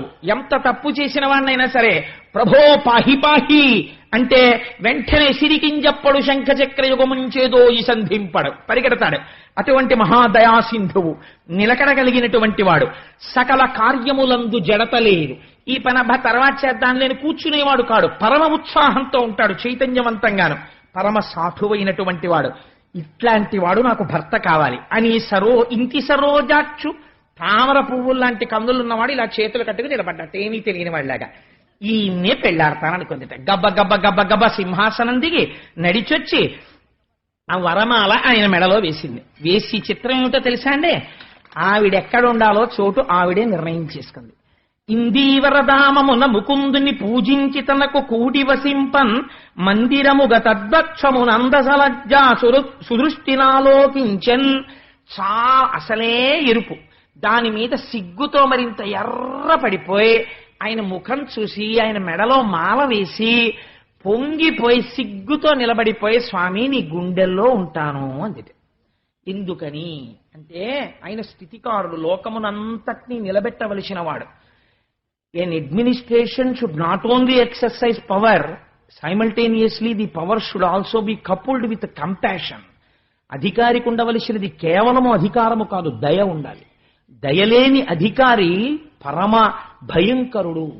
దయ ఉండాలి. ఒక్కొక్కచో అయా క్షంతవ్యో మే పరాథ, నాది పొరపాటు జరిగింది అన్నవాణ్ణి మన్నించగలిగి ఉండాలి ఉదార హృదయంతో. అందుచేత ఆ దయ ఉండాలి అయ్యవారిలో, లేకపోతే లోకములకు ఆయన రక్షకుడు కాలేడు. ఇది శక్తి కలవడం అంటే పురుషుడితోటి. అందుకని ఆయన గుండెల్లో చేరింది ఆవిడ. అందుకే మనం చూడండి, ఏమన్నా ఆయనకి దయ లేదండి అంటే ఇలా చూపించి ఆయనకి దయ లేదండి అనరు, ఆయనకి దయ లేదండి అనరు, ఆయనకి దయ లేదండి అని గుండెలు చూపిస్తారు. దయ గుండెల్లో ఉంటుంది. వేదాంత దేశికులు దయాశతకము అని రచించారు. అమ్మవారు గుండెల్లో ఉంటుందంటే అయ్యవారు దయామూర్తి అయ్యున్నాడు అని గుర్తు. చిత్రం ఏమిటంటే అమ్మవారు ఇలా చూసేటప్పుడు అందరినీ చూసింది, కానీ రాక్షసుల్ని చూడడం మానేసింది. అంతే వాళ్ళు దరిద్రులు అయిపోయారు. పోయిందంతే వాళ్ళకి అమృతం. కాబట్టి జగముల తండ్రి అయి తనరు శౌరి జగంబుల తల్లి ఇందిరం తగ నురమందు దాల్చే అట తత్కరుణారస దృష్టిచే ప్రజల్ మనడగదొంటి భంగి అతిమంగళ సాధ్వి పతిత్వ సంపదన్ నగడిన లోకముల్కని రనేక శుభంబులు పొందిరత్తరిన్. ఆ అమ్మవారు అయ్యవారితో కలిసి అమ్మవారు సంతోషంతో ఇలా చూడగానే లోకములన్నిటినీ మంగళమును పొందాయి. ఏమిటి మంగళం? మీకు నేను ఒక రహస్యం చెప్తాను. సాధారణంగా మనకి వైదిక ప్రక్రియలో ఒక మూర్తి ఉన్నది లక్ష్మీదేవికి. ఏమిటో తెలుసా అండి? ఆ మూర్తి గుడ్లగూబ మీద కూర్చుని ఉంటుంది ఆవిడ. గుడ్లగూబని సంస్కృతంలో ఉలూకము అని పిలుస్తారు. ఉలూకము అంటే ఏమిటో తెలుసా అండి? పగటిని చూడలేని పక్షి. పగలొస్తే గుడ్లగూబకి చాలా బాధగా ఉంటుంది. కాకి సంతతిని చంపుతుంది గుడ్లగూబ. కాకితో విరుద్ధం దానికి. కాకి సంసారం. పగలు చూడలేదు, చీకట్లో చూస్తుంది గుడ్లగూబ బాగాను. దానికి కళ్ళే భయంకరంగా ఉంటాయి. అటువంటి గుడ్లగూబ మీద లక్ష్మీదేవి కూర్చుని చూపిస్తారు. అలా ఎందుకు చూపిస్తారో తెలుసా అండి? లక్ష్మి కలగగానే భగవంతుణ్ణి మరిచిపోయిన వాడెవడో వాడు పగటిని మరిచిపోయిన గుడ్లగూబ వంటి వాడు. ఆ గుడ్లగూబ మీదున్న లక్ష్మి ఎంత ప్రమాదకరమో, ఐశ్వర్యమును మరిగి భోగమును మరిగి నారాయణుణ్ణి మరిచిపోయిన వాడు అంత ప్రమాదములోకి జారిపోతున్నాడు. కాబట్టి లక్ష్మి పూజ చేస్తూ నారాయణుణ్ణి సంతతము కొలవాలి. భక్తి జ్ఞానములతో మీరిద్దరూ తల్లిదండ్రులని ఇద్దరినీ కలిపి నమస్కారం చెయ్యాలి. అందుకే కనకధారా స్తోత్రంలో ప్రతి శ్లోకం లక్ష్మీనారాయణుణ్ణి కలిపి పూజ చేస్తుంది. రేపు లక్ష్మీనారాయణ స్తవంగా కనకధార చేయడానికి కారణం అదే. అందుకని అమ్మవారు అలా కలిసి నారాయణుడి యొక్క శక్తిగా మారగానే లోకములకన్నిటికీ ఆయన కళ్యాణమును కటాక్షించిన వాడై ఉన్నాడు. ఇప్పుడు మామగారు అయ్యాడు సముద్రుడు కదండి. మామగారు ఎప్పుడవుతాడు? కన్యాదానం చేస్తేను అమ్మాయి అయ్యవారి దగ్గరికి చేరితే తాను మామగారు అవుతాడు. ఇప్పుడు తను మామగారు అయ్యాడు. ఇప్పుడు మామగారు అయ్యాడు కాబట్టి మామగారైన వాడు ఏం చెయ్యాలో తెలుసా అండి? కొడుకుకి అల్లుడికి అభేదం పాటించాలి. అందుకని కొడుక్కి ఎంత అమూల్యమైన ఇంట్లో ఉన్న వస్తువు ఇస్తాడో అల్లుడికి కూడా అలా ఇవ్వగలగాలి. ఎందుకంటే తాను పితృపంచకంలోకి వెళ్ళాడు, తండ్రి అయ్యాడు ఇప్పుడు. అందుకని మామగారు అవగానే సముద్రుడు ఏం చేశాడో తెలుసా అండి? తనలో ఉన్న కౌస్తుభాన్ని తీసుకొచ్చి శ్రీమన్నారాయణుడికి బహూకరించాడు. ఆ కౌస్తభాన్ని మెడలో పెట్టుకున్నాడు. ఒక పక్క శ్రీవత్సం అనే పుట్టుమచ్చ మెరుస్తోంది. హృదయమునందు లక్ష్మీదేవి మెరిసిపోతోంది. ఆపాల వెల్లి కూతురు దీపుల చూపులను దోగితి లకించి ప్రజల్ చేపట్టిరి సంపదలను ప్రాపించను మేలు జగము బ్రతికెనరేంద్ర. ఈ నారాయణుడితో కలిసిన లక్ష్మి ప్రసన్నమైన దృక్కులతో ఇలా చూస్తుంటే లోకాలన్నిటికీ వాళ్ళ కోరికలు తీరినవి. పాలేటి రాచకన్నియ మేలారెడు చూపు లేక మిడుమిడు కంచుం జాలింపుర పురబొక్కుతూ తూలిరి రక్కసులు కీడుతో చిన్ననధిపా. లక్ష్మీదేవి చూపు రాక్షసుల మీద మాత్రం పడలేదు. దానివల్ల ఏమైంది? వాళ్ళకి కీడు ప్రారంభమైపోయింది. అమ్మవారి యొక్క అనుగ్రహమునకు కారణమేమి? అమ్మవారి చూపే కారణము. అందుకే అమ్మవారిని మీనాక్షి అని పిలుస్తారు. మీనాక్షి అంటే చాప ఒక పని చేస్తుంది. ఆడచాప నీటిలో ఉండగా చాప పిల్లలు ఎదురుగుండా వచ్చి అమ్మతో అంటాయి, అమ్మా ఆకలేస్తోందమ్మా అంటాయి. అంటే చాపకి స్తన్యం ఇవ్వడం ఉండదు. అది ఏం చేస్తుందంటే చాప పిల్లలన్నిటి వంక పరమదయతో ఒకసారి అలా చూస్తుంది. ఇది తాబేలు చేస్తుంది, చాప చేస్తుంది. పరమ సంతోషంగా ప్రీతితో చూస్తుంది. చూడగానే వెంటనే చాప పిల్లలకి కడుపు నిండిపోతుంది. ఇలా చెయ్యగలిగిన శక్తి ఒక్క చాపకుంది. అందుకే అమ్మవారికి మీనాక్షి అని పేరు.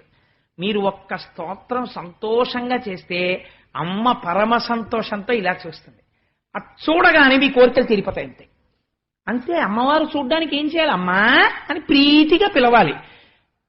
కాయిక కైంకర్యంగా పూజ చెయ్యాలి. కనకధార స్తోత్రాన్ని అనుసంధానం చెయ్యాలి. అందుకే రేపు పూజతో కనకధార అనుసంధానం చేయడానికి కారణం అది. సరే, ఇంత అద్భుతంగా పాలేటి రాసకన్య, ఎంత గొప్ప మాట అన్నారో చూడండి. ఆ పాల సముద్రం అనబడేటటువంటి రాజు యొక్క కూతురైనటువంటి లక్ష్మీదేవిని పొంది శ్రీమన్నారాయణుడు తరించాడు, కన్యాదానం చేసి సముద్రుడు తరించాడు, అమ్మవారి యొక్క అనుగ్రహాన్ని పొంది ఇంద్రుడు తరించాడు. ఇప్పుడు ఇంద్రుడికి రాజ్యం రాబోతోంది, రాక్షసులకి వచ్చిన రాజ్యం జారిపోబోతోంది. కీడు ఎలా తోచింది, కీడుకి ఫలితమేమి? మీరు విందురు గాని కీడుకి ఐశ్వర్యం పోయే ముందు మొదట ఏముంటుందో తెలుసా అండి? దెబ్బలాటలు వస్తాయి. అందుకే ఇంట్లో మాట్లాడుకునేటప్పుడు ఎప్పుడు పరమప్రసన్నంగా మాట్లాడుకోవాలి. అందుకే మంగళసూత్రం కట్టించేటప్పుడు ఇక్కడే కట్టిస్తారు తప్ప మంగళసూత్రాన్ని ఏమండే ఎప్పటి నుంచో ఇక్కడ కడుతున్నారు మంగళసూత్రం ముళ్ళేసి, ఏమిటండి ఎప్పుడు మంగళసూత్రం అలాగేనేంటి, మేము సరదాగా మోడల్ మార్చి నడుము కట్టించుకుంటాం అన్నారు అనుకోండి, కుదరదు, అలా కట్టించకూడదు. మంగళసూత్రం ఎప్పుడు ఇక్కడే కట్టాలి. ఇక్కడ ఎందుకు కడతారు చెప్పండి? అక్కడే ఎందుకు పెట్టారు మంగళసూత్రం? ఇక్కడే ఎందుకు కట్టాలి? మంగళసూత్రాన్ని ఇక్కడ కట్టించుకుంటాం, రక్షాబంధనం కట్టినట్టు ఇక్కడ కట్టించుకుంటాం.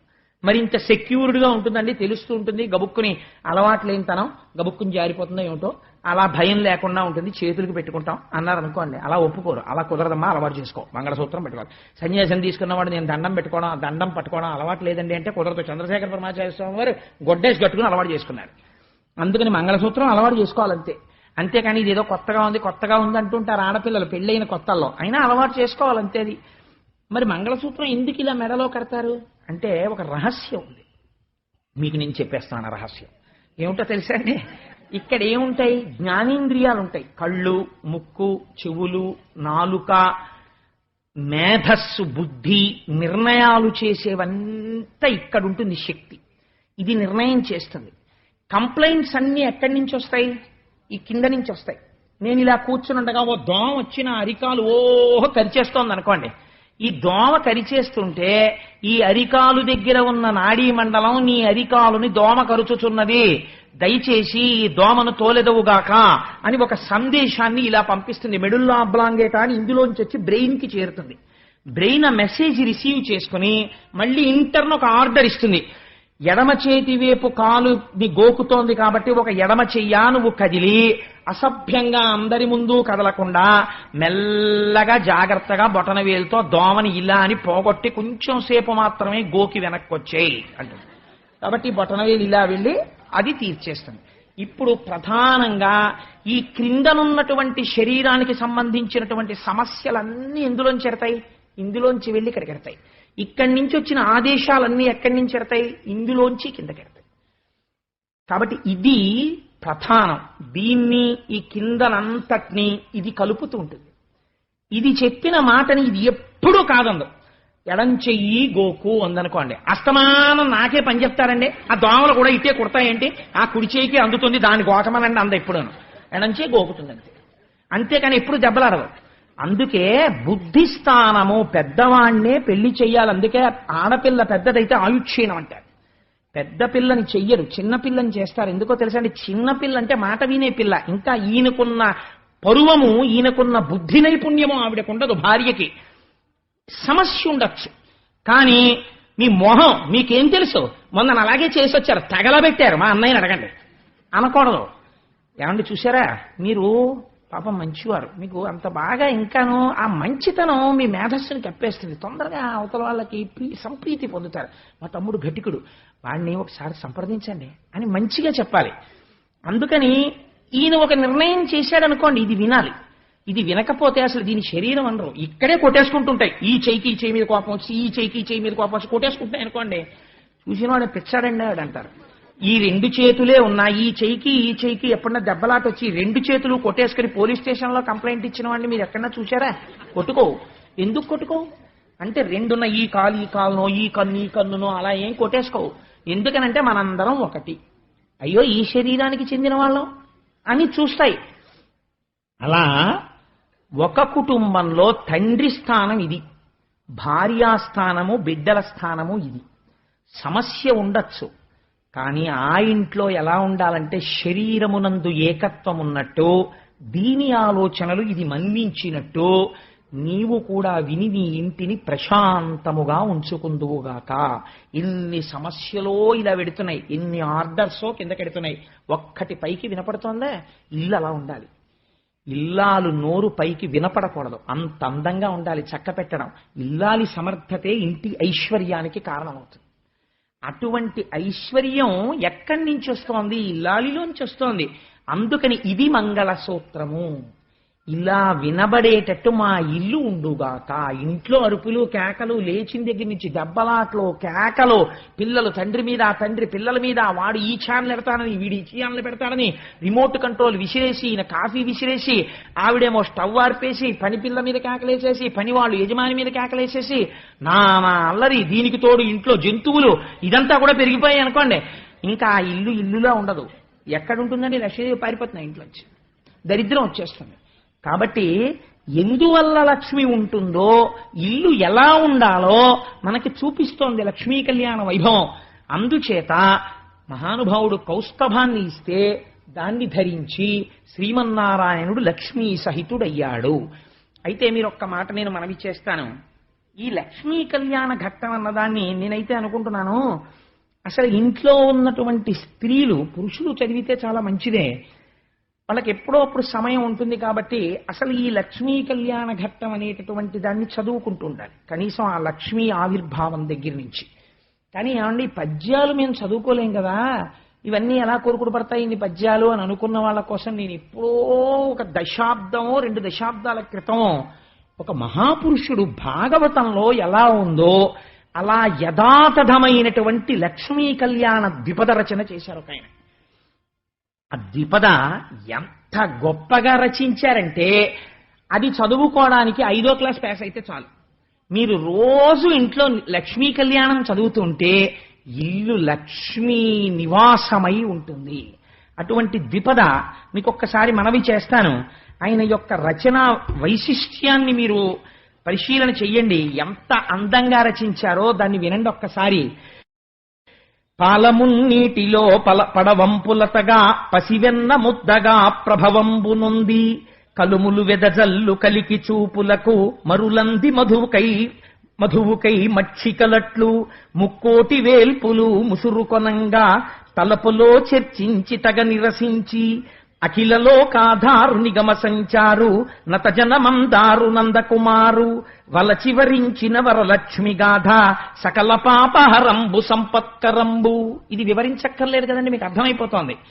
పాలసముద్రంలోంచి పుట్టినటువంటి లక్ష్మీదేవిని చూడగానే మరులు పొంది మధువుకై మక్షికలట్లు తేనె కోసం ఈగలు వారినట్టు లక్ష్మీదేవి వంక చూస్తుంటే తాను మాత్రం శ్రీమన్నారాయణుని మెడలో వరమాల వేసిన లక్ష్మీదేవి యొక్క కళ్యాణ ఘట్టాన్ని ఎవరు చదువుతున్నారో వారికి సకల పాపహరంబు సంపత్కరంబు, వారికి పాపములు పోయి సంపత్తి కలుగుతోంది. ఘనమందరాద్రిని కవ్వంబుగాను వాసుకిత్రాడుగా వరలంగ చేసి అమృతంబు కాంక్షించి అసురులు సురలు చిలుకంగ క్షీరసాగరము పరమపావనమైన బారసినాడు మెలుగారు తొలకరి మెరుపుల తిప్ప ఒయ్యారముల లప్ప ఒప్పుల కుప్ప చిన్నారి పొన్నారి శ్రీ మహాదేవి అష్టదళాబ్జమందావిర్భవించే. మీకు అర్థమవుతోంది అనుకుంటున్నాను. పాలసముద్రంలో మందరగిరికి వాసుకిని పెట్టి తిప్పుతుంటే అందులోంచి అష్టదళ పద్మంలోంచి లక్ష్మీదేవి ఆవిర్భవించింది. నింగిని తాకెడు నిద్దంపుటలలు తూగుటుయ్యాలలై తుంపెసలారా బాలతా నటుతూగ పద్మమ్ము ఛాయ కన్నెతా నిటుతూగ కలువ పూచాయ అటు తూగి ఇటు తూగి అపరంజి ముద్ద వీక్షించుచుండగా వెదురు మోసట్లు పెరిగి పెండిలి ఈడు పిల్లయ్యనంతా. ఆ తల్లి పుట్టగానే పాలసముద్రంలో కెరటాలు ఇలా ఇలా వెడుతుంటే ఉయ్యాలలో ఊగుతున్నట్టుగా ఊగుతోందిట. అటు ఊగినప్పుడు కలువ పూఛాయ, ఇటు ఊగినప్పుడు తామర పూఛాయ, అటువంటి ఛాయతో మెరిసిపోతోందిట అమ్మవారు. కల్పద్రుమంబున కలికలంబోలి తనువున పులకలు దట్టమైదిగుడా బారజాచి ప్రమోద భాష్పముల్ రాల. కల్పవృక్షం ఎంత సంతోషపడిపోతుందో అలా తన కడుపున పుట్టినటువంటి కూతుర్ని చూసుకుని పాలసముద్రుడు పొంగిపోయాట. ఆడపిల్లని చూసుకుని, ఆడపిల్ల పుడితే 7 తరాలు తరింపచేయగలిగినటువంటి పిల్ల పుట్టిందని తండ్రి అలా పొంగిపోతాట. అందుకని ఆయన అన్నట్ట, రావమ్మ భాగ్యాల రాసి రావమ్మ, రావమ్మ ఇందిరా రమణి రావమ్మ, లోకశోకము బాపులోలాక్షివీవు, నాకు కూతురు వౌట నా పుణ్యమమ్మ. అంచు మురిసిపోయి అంబుధిస్వామి, ఉప్పొంగి ఉప్పొంగి ఉప్పరంబంటే. అంబుధిస్వామి అంటే సముద్రం. అమ్మా, లోకుల కష్టాలు తీర్చే లక్ష్మివి నా కడుపున పుట్టావమ్మా అంటే వేరొకరి ఇంటికి లక్ష్మిగా నేను కన్యాదానం చేయగలను, ఆడపిల్లవి పుట్టావని పొంగిపోయి అంబుధి స్వామి ఆకాశం అంటే సముద్రం ఆకాశాన్ని అంటుకుందిట. అంత సంతోషపడిపోయట. సఖియను మంగళ స్నానమాడింప, వాసవుండర్పించ వజ్రపీఠమ్ము. భాగవతంలోంచి యథాతథంగా చెప్పేస్తున్నారు చూడండి. సఖియను మంగళ స్నానమాడింప, వాసవుండర్పించ వజ్రపీఠమ్ము, పూతన దీజలా పూర్ణ పుణ్యా, కలశాలతోడ దిగ్గజములవ్వేళ, జలజాత గంధికి జలకమ్ములార్చే, బంగారు సరి గంచు పట్టు పుట్టమ్ము, కట్టంగ సుతకిచ్చ కలశవారాశి. అంటే సముద్రుడు పట్టుపుట్టాన్ని తెచ్చిచ్చాడు కట్టుకోమని. వెలలేని నగలిచ్చ విశ్వకర్ముండు, రాజీవముఖులైన రంభాదులంతా, కురులును నగతువ్వి కుప్పెలు పెట్టి, కీల్జడ సవరించి కింజల్క ధూళి, చెదరని క్రొవ్విరుల్ చిక్కగ ముడిచి, కలల పుట్టిన ఇండ్లు కన్నుదమ్ములకు, కమ్మని కవ్రంపు కాటుక దిద్ది, వెన్నెల తేటయౌ వెడదమోమునకు, గుమ్మడి విత్తంత కుంకుమ పెట్టి. రంభాదులు వచ్చారట. వచ్చి అమ్మవారి యొక్క కేశపాశాన్నంతటినీ దువ్వి చక్కగా జడేసి పూలు పెట్టి, అమ్మవారి కన్ను యొక్క కింది భాగాన్ని వేలుతో ఇలా కిందకి లాగి అందమైన కాటుక తీసి అమ్మవారి యొక్క కన్నుకి అలా వేలుతో కాటుక పెట్టేస్తా. పెట్టి గుమ్మడి విత్తనమంత కస్తూరి బొట్టు అమ్మవారి యొక్క లలాటమునందు అలంకారం చేశారట. అత్తరు జవ్వాజి అగరు చందనము, హత్తించి తనువల్లె కామె ముందటను, నిలువుటద్దంపును నిలిపిరంతటను. అమ్మవారికి ఒంటికి కస్తూరి జవ్వాజి ఇలాంటివన్నీ రాసి నిలువుటద్దం తీసుకొచ్చి ఆవిడ ముందు పెట్టారట. చూసుకోమ్మా ఎంత అందంగా ఉన్నావో అని.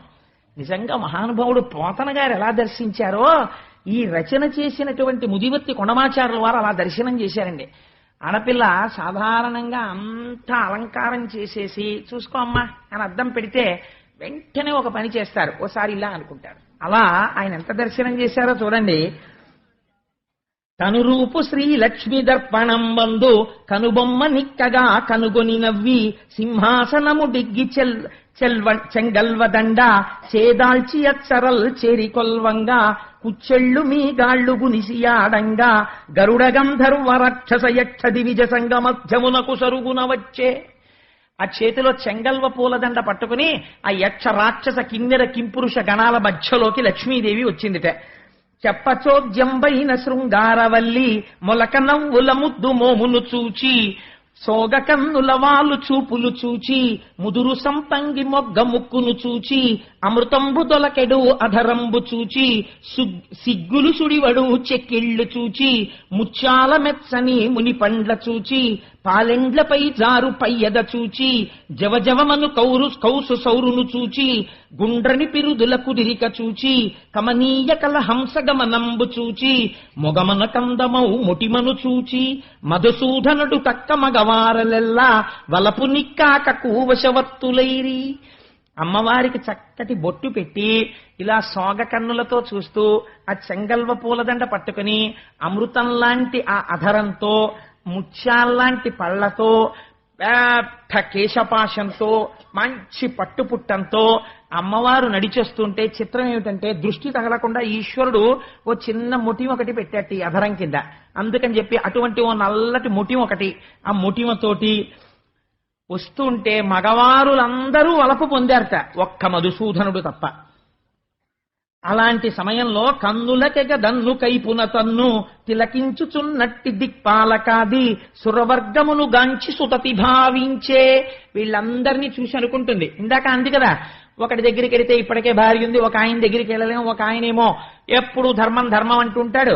అది చెప్పడానికి ఒకడంట రానివాడొకడు జారుండు, ఒకడు రక్త పిపాసి ఒక్కడు జడధి, ఒక్కడు తిరిపెగాడొకడు చెంచలుడు, కాయకంటి ఒకండు కటికవాడొకడు, ఒక్కటి తరకైన ఒక్కటి తాలు. ఒక గుణం ఉంటే ఒక గుణం లేదు.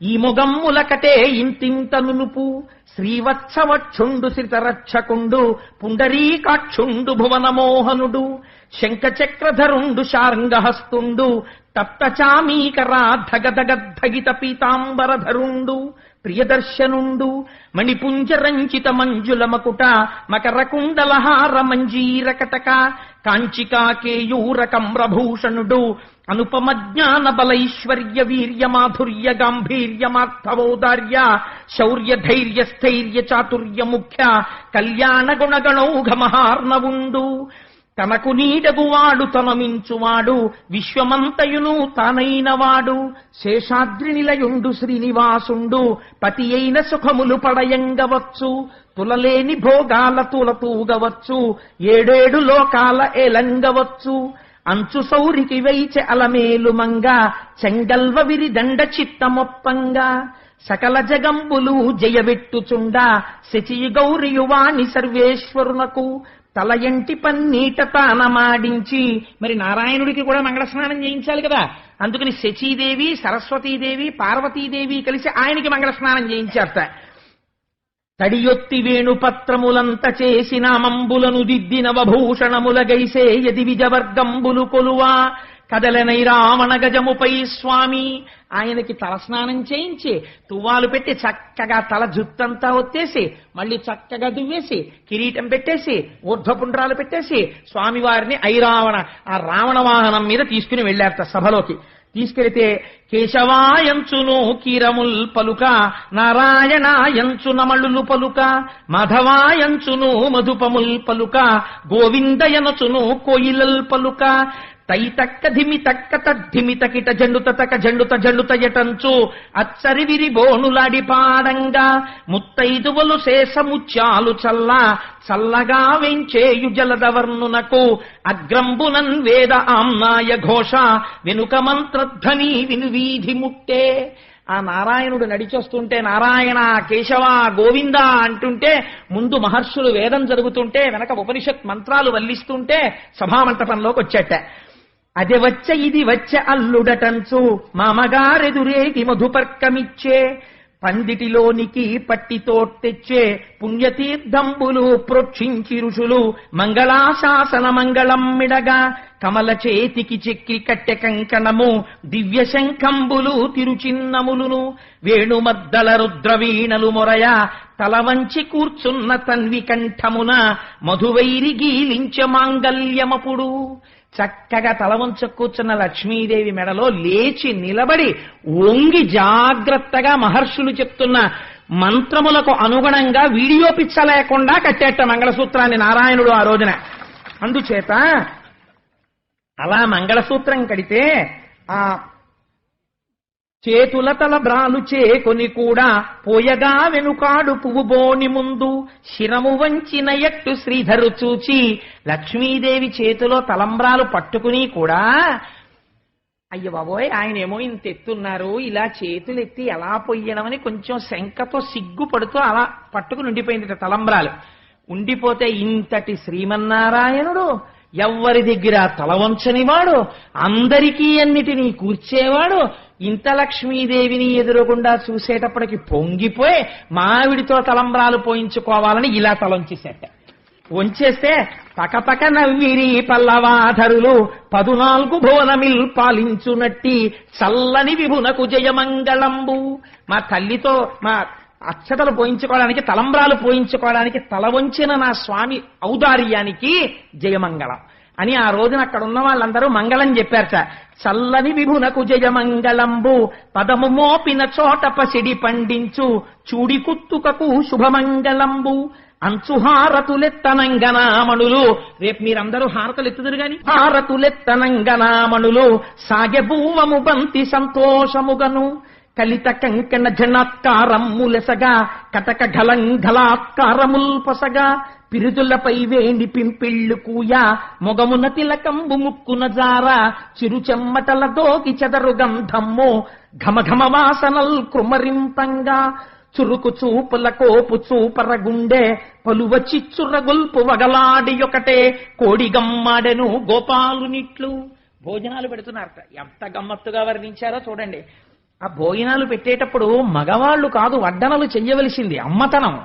ఆడవాళ్ళు ఎలాంటి వాళ్ళు వడ్డించారట, చక్కగా పట్టు చీరలు కట్టుకుని ఆ చీరలు ఇలా తీసి ఇలా దోపుకుని కొంచెం ఇలా చీర తీసి కుచ్చిళ్ళు పైకెట్టుకుని ఆ చేతుల నిండా గాజులేసుకుని మంచి బొట్టు పెట్టుకుని పువ్వులు పెట్టుకుని ఘుమఘుమలాడిపోయే సుగంధాలు ఒంటికి పూసుకుని, పెళ్లి కదా వచ్చి కొంచెం పప్పు వేసుకోండి కొంచెం కూర వేసుకోండి అంటుంటే అంత పప్పు అక్కర్లేదమ్మా అంటే ఇలా కొరకరా చూస్తుంటే ఏమిటో అడగడం అని, అంత అక్కర్లేదన్నానమ్మా అంటే ఓ చిరునవ్వు నవ్వేస్తుంటే ఆ సువాసనలకి వాళ్ళని చూసి వీళ్ళు పొంగిపోయి 2 ముద్దలు తినేవాడు 6 ముద్దలు తింటుంటే అలా వడ్డించేస్తుంటే ఇంత కష్టం తెలియని ఆడవాళ్ళు కొంచెం చెమటలు పట్టేసి ఆ బొట్టు కరిగి కొద్దిగా ఇలా పడిపోతుంటే ఆ పమిట కొంగు ఇలా దోపుకున్న తీసొక్కసారి ఇలా ఇలా ఇలా హత్తుకుని చక్కగా పెళ్లిపీటల మీద ఇంకా కూర్చున్నటువంటి ఆ లక్ష్మీనారాయణుల్ని చూసి కోడిగమ్మాడెను కొమరిత యొక్కతే, ఒక ఆడపిల్ల చాలా గడుసుది గోపాలుణ్ణి చూసి ఇలా అందిట ఆయన్ని.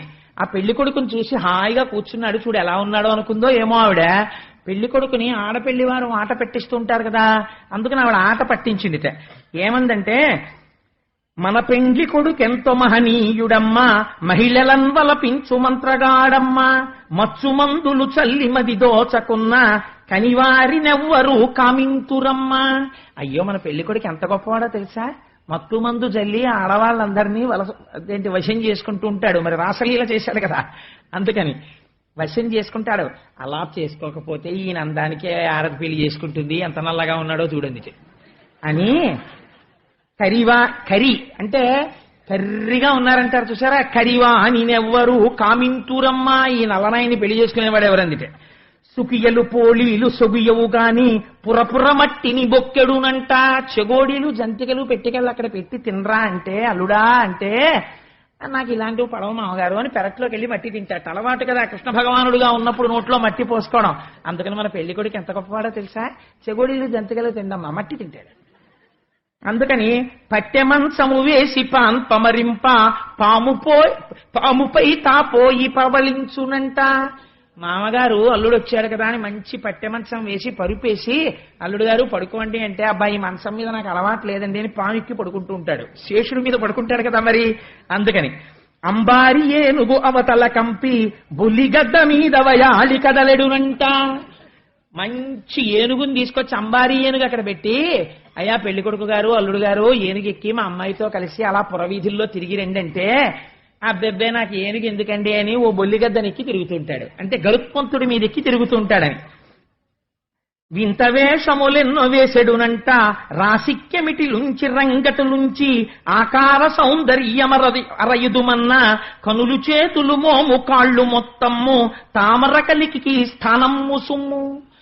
అయ్యా పోన్లేండి గుణాలు ఇంత గొప్పవైతేనే పిల్లాడు అందంగా ఉంటాడనుకుంటారేమో, అసలు తామర పువ్వులు పుట్టడానికి స్థానమైనది ఎంత బాగుంటుందో మా పెళ్లి కొడుకు అంత రంగులో ఉంటాడు. అంటే బురద నల్లగా ఉంటుంది కదండి, తామర పువ్వు పుట్టే బురద నల్లగా ఉంటుంది, అందుకని అంత నల్లగా ఉంటాడు పెళ్లి కొడుకని. అందుకని ఆకార సౌందర్యమరయుధమన్న, కనులు చేతులు మోము కాళ్ళు మొత్తమ్ము తామర కలిమికి స్థానమ్ము సుమ్ము, ఈ అంటూ మన బాలకెప్పుడంటకుండా తామర సిరి కల ధన్యాత్మునకును. అంటూ ముట్టుకోకండి అంటుంటారు కదా, అలా మన పిల్ల చూస్తే అంత ఎర్రగా ఉంటుంది, అంత మంచి పట్టు పుట్టం కట్టుకుని అన్ని హారాలు వేసుకుంటుంది. మన పెళ్లి కొడుకు చూడు లోపల బయట కూడా ఎంత గొప్పవాడో. అందుకని ఈ అంటు మన పిల్లకి అంటుకుంటుందో ఏమిటో. ఈ అంటు మన పిల్లకి అంటుకోకుండా ఉండాలంటే మరి పిల్లని చేసేసుకున్నాడు, తామర సిరిగలవాడు ఇప్పుడు. అందుకని ఈయనకి కొంచెం శుద్ధి చేద్దాం, ఏం చేస్తారో తెలుసా, మీ అందరూ వడ్డనా పిల్ల రండి అని నలిచి నల్లేరుతో నలుగిడవడెను. నల్లేరు తీసుకురండి పెళ్లి కొడుకోసారి మనందరం నలుగు పెడదాం. కందనీటను ఒడల్ కడుగంగవలెను. కందనీరు తీసుకొస్తే కడిగేద్దాం ఆయన్ని. గంధకలే పమ్ము కడుబు ఊయవలెను. గంధకం బాగా పేస్టులా చేసి ఈయనకి పోద్దాం, పూస్తే ఈ నలుపు విరిగిపోతుంది. వాడవాడల తిప్పి వదలంగవలెను. వాడవాడల తిప్పి వదిలేద్దాం. అంటే పెళ్లిళ్లలో సరదాగా ఉంటాయి కానీ ఒక చిన్న సరదా హాస్యం ఆడింది. ఆడితే ఈయన తరపున మాట్లాడే వాళ్ళు ఉండద్దండి, అందరూ అమ్మవారి తరపున ఉన్నారు అక్కడ. ఉండవలసిన ఆవిడే ఉంది ఆయనకి మాట్లాడడానికి. ఎవరు? నారాయణి. ఆయన ఎలా ఉంటాడో ఆవిడ అలా ఉంటుంది. ఆవిడ పరమశివుని భార్య, ఇప్పుడు చెల్లెలు. పెళ్లి కొడుకు పీటల మీద కూర్చున్న దగ్గర నుంచి ఆడపిల్లలు ఇలా వెనకాతలే ఉంటారు. వాళ్ళు అలా పుట్టినందుకు ఎంత పొంగిపోతారో మా తమ్ముడు అని. ఉత్తప్పుడేమో నాకు తెలియదు కానీ వాళ్ళ ప్రేమ అటువంటిది, నేను కాదన్న. కానీ ఇలా కొంచెం చుక్క చెరిగిపోతే ఇలా చుక్క సర్దేస్తారు, ఇలా జుట్టు సర్దేస్తారు. ఆ జీలకర్ర బెల్లం ఇలా అంటుకుపోతే ఇలా ఇలా మళ్ళీ సర్దేస్తుంటారు. ఎంత సంతోషమో మా అన్నదమ్ముడని వాళ్ళకి. ఆయన అలా అంటే ఊరుకుంటుందా అక్క చెల్లెలు? ఆ మాట లాలించి హరుపట్టు మహిషి మాధవు చెలియ ఆమడతికిట్లాడే. హరుపట్ట మహిషి అంటే పరమశివుడి భార్య పార్వతీదేవి. ఆవిడొచ్చిందిట. ఏమన్నావమ్మా? మా తమ్ముడు అంత నల్లగా ఉన్నాడా, అన్ని గుణాలు లేనివాడా, అతి విస్తరం వేల అందాల చిలుక, నీవు నేర్చిన తెలుగు నేర్తురేయురులు. అంతంత మాటలు ఎందుకు కానీ, నీకున్నన్ని తెలివితేటలు ఎవరికి ఉంటాయి? ఎంత గొప్పగా చెప్పావు. కానీ నేను ఒకటి అడుగుతాను, నువ్వు చెప్పు. వెన్నుని నలు పంచు వెక్కిరించితివి, నెలతొక ఎరు పంచు నిక్కు చూపితివి. పెళ్లి కొడుకు నల్లగా ఉన్నాడు, పెళ్లి కూతురు ఎర్రగా ఉందని పెద్ద గొప్పలుగా పోతున్నావు కదా ఎరుపు చూసుకుని. నేను అడుగుతాను, ఒక మాట చెప్పు. కలువ పువ్వు నలుపు, కస్తూరి నలుపు, కందిరీగా ఎరుపు, కాకినోరెరుపు. కందిరీగా ఎర్రగా ఉంటుంది, ఎంత బాగుందో అని ముట్టుకుంటే కుడుతుంది. కాకినోరు ఎర్రగా ఉంది కదా అని చూస్తే అన్నిటినీ తింటుంది, దానికి ఏది వదిలిపెట్టవలసింది లేదు. కాకినోరు ఎరుపే, కందిరీగా ఎరుపే. నల్లటి కలువ నలుపే, కస్తూరి నలుపే. కానీ ఆ రెండింటికి ఉన్న అందం ఈ రెండింటికి ఉందా? ఎర్రగా ఉంది, మీ పిల్లని పొంగిపోతున్నావు. నారాయణ తత్వం చల్లతనం అంతా నలుపులో ఉందమ్మా, నీకేం తెలుసు నలుపుకున్న నాణ్యం అని. కందిరీగా ఎరుపు, కాకినోరెరుపు, ఈ రెండు రంగులందే రంగు మెరుగో. ఈ రెండు రంగుల్లో అసలు ఏ రంగు గొప్పది? నలుపా ఎరుపా? మా పిల్లెరుపు అని గొప్ప అయిపోతాయంటే. మా పెళ్లి కొడుకు నల్లగా ఉన్న వాడే అసలు నిజమైన నాణ్యమైన వాడు అంది అమ్మవారు. అంటే సొడ్డు వేయుట కాదు సూటిగా చెప్పు. సొడ్డు వేసేయడం అని చిన్నత, ఎంత గొప్ప మాట అండి అది, తెలుగు నుడికారం. పిల్లల్ని ఎవరు గబగబా తింటారో అంటే ముందు సొట్టేసేయాలి, అంటే గబగబా తినేసి నోటి నిండా కుక్కేస్తానే, అమ్మా నేను సొట్టేసేసానంటారు. సొట్టేసానంటే గెలిచేశానని బుట్టి కంచం మీద చెయ్యడతాడు. అలా సొడ్డు వేయుట కాదు నిజమునే పల్కు. ఏదో చెప్పేశానని చెప్పడం కాదు, ఇక్కడి నుంచి నిజం చెప్పు. అలా నల్లగా ఉండడంలో చల్లతనం ఉందా, ఇలా ఎర్రగా ఉండడంలో మిడిసిపాటు ఉందా? ఏది గొప్ప? ఎరుపు కాదు నలుపే గొప్ప. మా అబ్బాయే గొప్ప, మా తమ్ముడే గొప్ప. ఎంత గొప్పగా వాదించిందో చూడండి నారాయణి. వరుని చూచిన కంట వధువును చూడు, మాయమర్మము వీడి మరిపదులాడు. కలికి కాల్సేతులు కన్నులు మోము, తామర విరిసిన తావులు కావో. తామరలో పుట్టి తామర పెరుగు, కొమ్మమేనికి దూలగొండిరా చెదవో. కందనీటి చికిత్సగరవించెదవో. ఇంతింత కన్నుల ఎగదిగ చూచి, సిగ్గుతో నిమ్మోము చేత కప్పికొని, అనలు కొనలు వేయు అనురక్తితోడ, రసికత లేని మా రంగని మెడను పూలమాలను వేసి పొలుపుగా అతని గుండెలపై చేరి కులుకంగతలచు. రంగనాయకి ఎంత రసికురాలమ్మ, శపరలోచన ఎంత చపలురాలమ్మ అని అడిగింది ఆవిడ. ఏమిటో తామర పువ్వు అంటున్నావు, మా అమ్మాయి తామర పువ్వులో పుట్టింది అంటున్నావు. ఒక్కసారి రేకులు విప్పి చూడు, ఎంత ఎర్ర తామరైనా, ఎంత తెల్ల తామరైనా, ఎంత నల్ల తామరైనా, ఆ పెటల్స్ అంటే రేకులన్నీ ఉండే దగ్గర కొంచెం నీలివర్ణం ఉంటుంది. అందుకని ఎంత తెల్లటి వాడికి కాస్త కాళ్ళు చేతులు నల్లగా ఉండకుండా ఉంటాయా? అసలు నీకో విషయం చెప్పనా?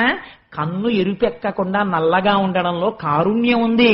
కారుణ్యం అంతా మా స్వామి దగ్గరుంది కాబట్టే మీ అమ్మాయి అంతమందిని ఇలా చూసి లోపల బోల్డ్ అని ఆలోచించి వరమాల తీసుకొచ్చి ఆయన మెళ్ళో వేసి గుండెల్లో స్థానం కోరి ఆయన గుండెల మీద పడుకుని సంతోషపడిపోయింది. రంగనాయకి ఎంత రసికురాలమ్మ. ఆ లక్ష్మీదేవి రసికత నీకేం తెలిసే పిల్ల, అంత గొప్పది మా మరదలు అంది. చూడండి ఎంత అందంగా కలుపుకుందో చూడండి మరదల్ని కూడాను. అంతేగాని దెబ్బలాట అన్నట్టు అనలేదు, ఎంత అందంగా మాట్లాడిందో చూడండి ఆవిడ. అది పార్వతీదేవి అంటే. అందుకని ఇప్పుడు మరి ఇలాంటి పిల్ల మీ పిల్లని తెలిసింది కదా, మరి ఇంత రసికురాలు కదా, అలాంటి పిల్లాడు కాకపోతే అంత ఇలా మొహం మీద చేతులు వేసేసుకుని వెళ్ళి మా అబ్బాయి మెళ్ళ మా తమ్ముడి మెళ్ళ ఎందుకు మాలేసిందో అలాంటప్పుడు కొమ్మమేనికి దూలగొండి రాచెదవో కందనీటి చికిత్సగారవించెదవో ఇంతింత కన్నుల ఎగదిగ చూచి సిగ్గుతో నిమ్మోము చేత కప్పికొని అసలు కొనలు వేయు అనురక్తితోడా రసికత లేని మా రంగని మెడను పూలమాలను వేసి పొలుపుగా అతని గుండెలపై చేరి కులుకంగతలచు రంగనాయకి ఎంత రసికురాలమ్మ శపరలోచన ఎంత చపలురాలమ్మ. శపరలోచన అంటే తుమ్మెదల వంటి కన్నులున్నది. తుమ్మెద ఎలా తిరుగుతుందో అలా నారాయణుణ్ణి తనివి తీరకుండా పైనుంచి కిందకి చూసే అలవాటు ఉన్నది. అంతటి సౌశీల్యం మీ అమ్మాయి ఏందుంది, వాళ్ళిద్దరూ అలా ఒకళ్ళనొకళ్ళు సంతోషంగా ఉన్నారు, మనం ఎందుకు ఈ హాస్యాలు అంది. ఆ నవ్వులీ నవ్వుల రవిరి మల్లె అందాలు చిందుచు అలరింపమదులు. వాళ్ళు పకపకా నవ్వారు, వీళ్ళు పకపకా నవ్వారు. ఈ నవ్వుల్లో ఆ నవ్వుల్లో కలిపి మల్లెలు విరిశాయిట పెళ్లి పందిట్లో. సకల వైభవముల జరిగెను పెండ్లి అంపకమ్ముల వేళ అరుదించినంత పసుపు కుంకుమ పూలు పండు టెంకాయ తాంబూల మొడి దాల్చి తరలాక్షి లక్ష్మి తలపలోపల కృంకు తండ్రిని చేరి. అమ్మాయి అత్తవారింటికి వెళ్ళిపోయే సమయం ఆసన్నం అయిపోయింది. ఆ ఒడి తీసి ఆ ఒడిగంటని పెడతారు కదా, అందులో టెంకాయ పసుపు పళ్ళు కుంకం అన్ని పెట్టారు. ఆ ఒడిగంట ఇలా పెట్టుకుంది. నారాయణుడితో కలిసి బయలుదేరడానికి సిద్ధపడి వెనక్కి తిరిగి చూసిందిట. ఇంతటి మహానుభావుడు, ఇంత గాంభీర్యానికి పేరుగన్నవాడు, ఇన్ని విషయాలు తెలుసున్నవాడు, ఇంతటి సముద్రుడు కూడా బేలైపోయి కళ్ళమ్మట నీళ్లు తిరుగుతుండగా కూతుర్ని చూస్తున్నట్ట. దగ్గరికి వచ్చి నాయనాయని పిలిచినవ దుఃఖ బాష్ప కణములు జల జల కన్నులు రాల గుండెపై తలవాల్చి కుములు చుండంగా కడవెడు బడబాగ్ని కడుపులో ననచి శిరమును మూర్ఖుని చెక్కిళ్ళు నిమిరి. ఆయన కడుపులో బడబాగ్నిట, ఎంత గొప్ప మాట అండి. సముద్రంలో అగ్నిహోత్రం ఉంటుంది. ఎంత వేదాంతం తెలిసినవాడైనా, ఇన్ని ఉపన్యాసాలు చెప్పిన వాడైనా, ఇన్ని పుస్తకాలు చదివిన వాడైనా, ఇన్ని పూజలు చేసిన వాడైనా తన కూతుర్ని కన్యాదానం చేసి నిజంగా వెళ్ళిపోతుంటే ఎంత దుఃఖం వచ్చేస్తుందో, 10 మందిలో ఏడిస్తే బాగుండదని లోపలికి వెళ్ళి కళ్ళు తుడుచుకుంటాడు. అందుకని కడుపులో బడబాగ్ని కన్నుల తన్నా కళ్ళల్లోకి వచ్చి కళ్ళమ్మట నీళ్లొస్తూ ఆ తల్లి బుగ్గలు పట్టుకుని శిరస్సు ఉంచి శిరస్సు మీద ముద్దు పెట్టుకుని ఆ బుగ్గలు నిమిరి కూతురుతో సముద్రుడు అన్నట్ట, పాలపూసల తల్లి భాగ్యాల వెళ్ళి వెట్క అత్తింటికి వెళ్ళి రావమ్మ. ఆడపిల్లలకు తండ్రి అయ్యడు కంటే మతిగతి లేనట్టి మానవుట మేలు. ఆడపిల్లకి తండ్రి అవడం కన్నా ఒక మానై పుడితే మంచిదమ్మా. ఇంత తండ్రిని నాన్నగారండి అని ఇంట్లో తిరిగి అత్తవారింటికి వెళ్ళిపోతుంటే తట్టుకోలేమమ్మా అన్నట్టు సముద్రుడంతటి వాడు అని వీనుల నీ పాట వినిపించుచుండా. ఆడపిల్లలు ఇళ్లలో ఎప్పుడు ఏదో పాట పాడుతుంటారు. ఆడపిల్ల అత్తారింటికి వెళ్ళిపోతుంటే అలా ఎప్పుడు ఏదో పాట పాడుతుండేది, ఆ టీవీ పెడుతుండేది. ఎందుకమ్మా టీవీ అంటే కట్టేసి నాన్నగారండి మంచి పాట అండి ఏదో పాట పాడుతుండేది. ఆడపిల్ల దెబ్బలాడలేకపోయేవాళ్ళం. ఏదో ఓ పిచ్చి పాట ఒకటి పట్టుకుని ఇలా డాన్స్ చేస్తుంటే ఏమిటది ఆడపిల్ల పెద్దదాని అవుతున్నాం, అలా డాన్స్లు అవి చేయకూడదు అని నాన్నగారంటే మళ్ళీ గమ్ముగా ఏం తెలియనట్టు ఊరుకుని ఆ ఆడపిల్ల యొక్క సౌశీల్యం జ్ఞాపకానికి వచ్చి వీనుల నీ పాట వినిపించుచుండా కన్నుల నీ ఆట కనిపించుచుండా ఊరటతో ఎట్టులుందునేయమ్మా గడియలో నిన్ను వచ్చి కనకుంతునమ్మ అని సాగరుడు పుత్రినను అనునయింపంగా. ప్రతి తండ్రి ఈ మాట అంటాడు, ఆఖరి నోటి గుర్తు తెచ్చుకుంటాడు. పర్వాలేదులే హైదరాబాదేగా, ఎప్పుడు మూడు వస్తే అప్పుడు జనరల్ కంపార్ట్మెంట్ ఎక్కినా ఎక్కువచ్చేస్తాను, తెల్లారేటప్పటికీ నీ దగ్గర ఉంటానంటాడు. ఎందుకని కూతురు బాగా ప్రేమ పెంచుకున్నవాడు యోగ్యుడైన భర్తతో పాటు ఒకటి కోరుతుంటాడు. ఏమిటో తెలుసా అండి, ఇంత పిచ్చి పెంచుకున్న వాళ్ళు ఏ ఫారెనో వెళ్ళిపోతారో ఏమిటో అంటుంటాడు. ఎందుకని తను వెళ్ళలేడని బెంగ. ఎంత పిచ్చి ప్రేమ ఉంటుందో చూడండి. తండ్రికి పైకి చెప్పుకోడంతే తేడా. ఎంత బాగా ఆవిష్కరించారో.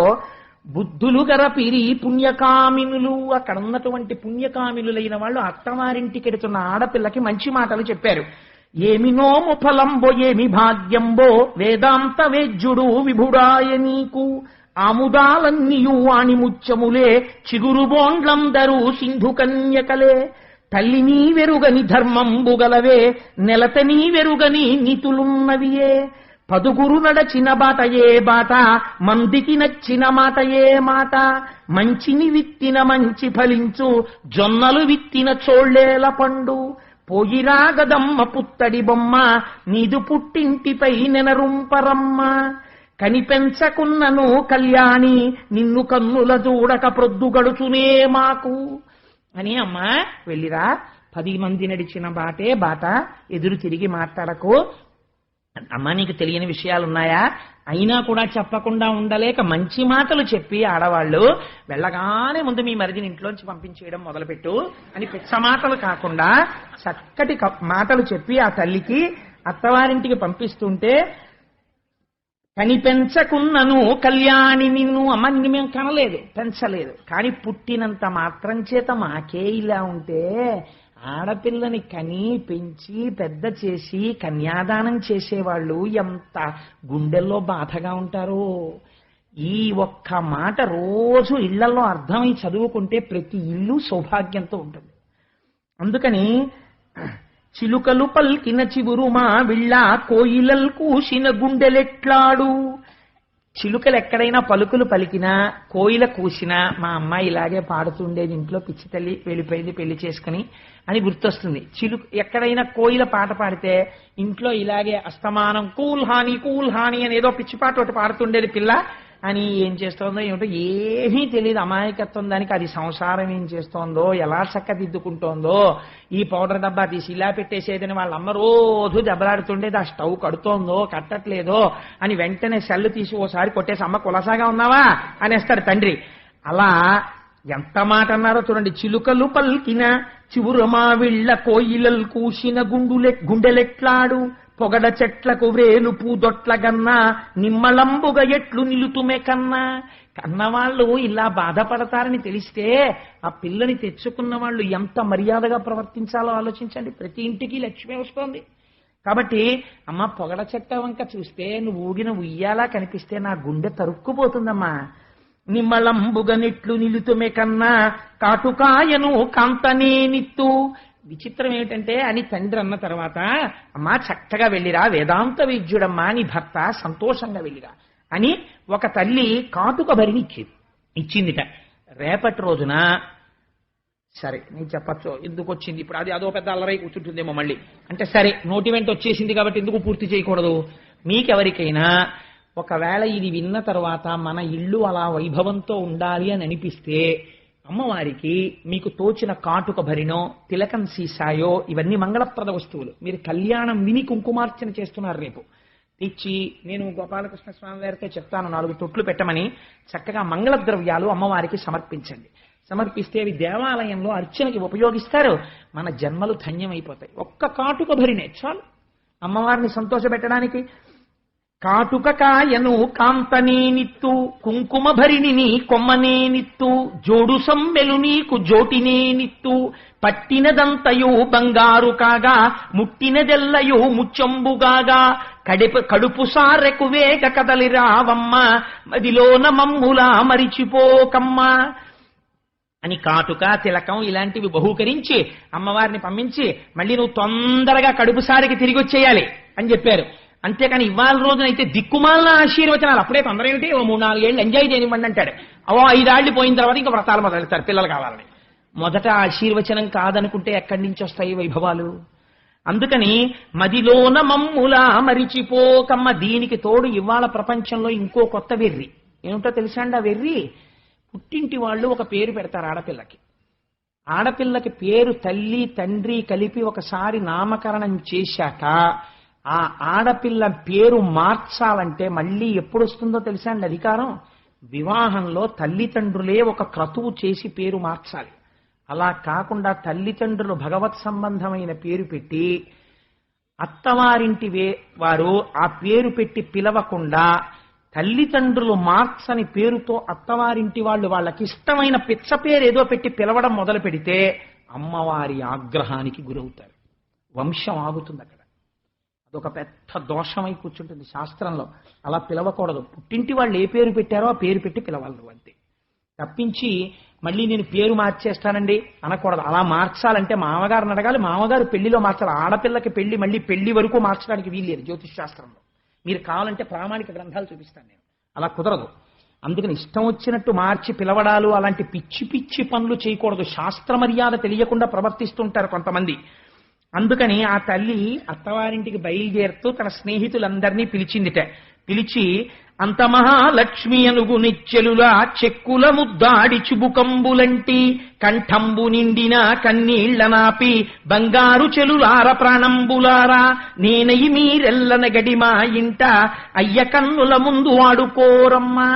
మా నాన్నగారు సంతోషించేటట్టుగా మీరందరూ మా నాన్నగారి కళ్ళ ముందు ఆడుకోండి అని స్నేహితుల్ని పిలిచి చెప్పిందిట.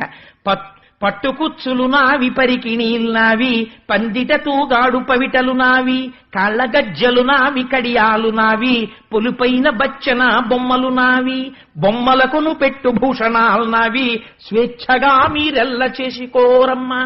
నా పట్టుపట్టలు, నా జడ కుప్పీలు, నేను వేసుకున్నటువంటి ఆభరణాలు, నా పమిట కొంగులు అన్ని అదిగో అక్కడ ఉన్నాయి. ఇవన్నీ మీరు తీసుకుని ఆడుకోండి. ఆడుకుంటూ మా నాన్నగారి కళ్ళ ముందు ఆడుకుంటూ అప్పుడప్పుడు నన్ను తలుచుకోండి, మా నాన్నగారు సంతోషిస్తారు అని. స్వేచ్ఛగా మీరెల్ల కొనరమ్మా, అప్పుడప్పుడు లచ్చి తలుచుకోరమ్మా. అప్పుడప్పుడు ఒకసారి మా లక్ష్మిలాగే ఆడేది అంటూ ఉండండి, మా నాన్నగారు సంతోషిస్తారు విని. అని బుజ్జగములాడి అందలం వెక్కి కమలాక్షునింటికి కదలె శ్రీలక్ష్మి, కనుపాపలో క్రాంతి క్రందుకొన్నట్లు కండ చెక్కెర పాలు కలిసియున్నట్లు అంజనాచలవాసుడల మేలుమంగ జంటవాయక సుఖ సంతోషలీలా సాధురక్షణమును సలుపుచున్నారు.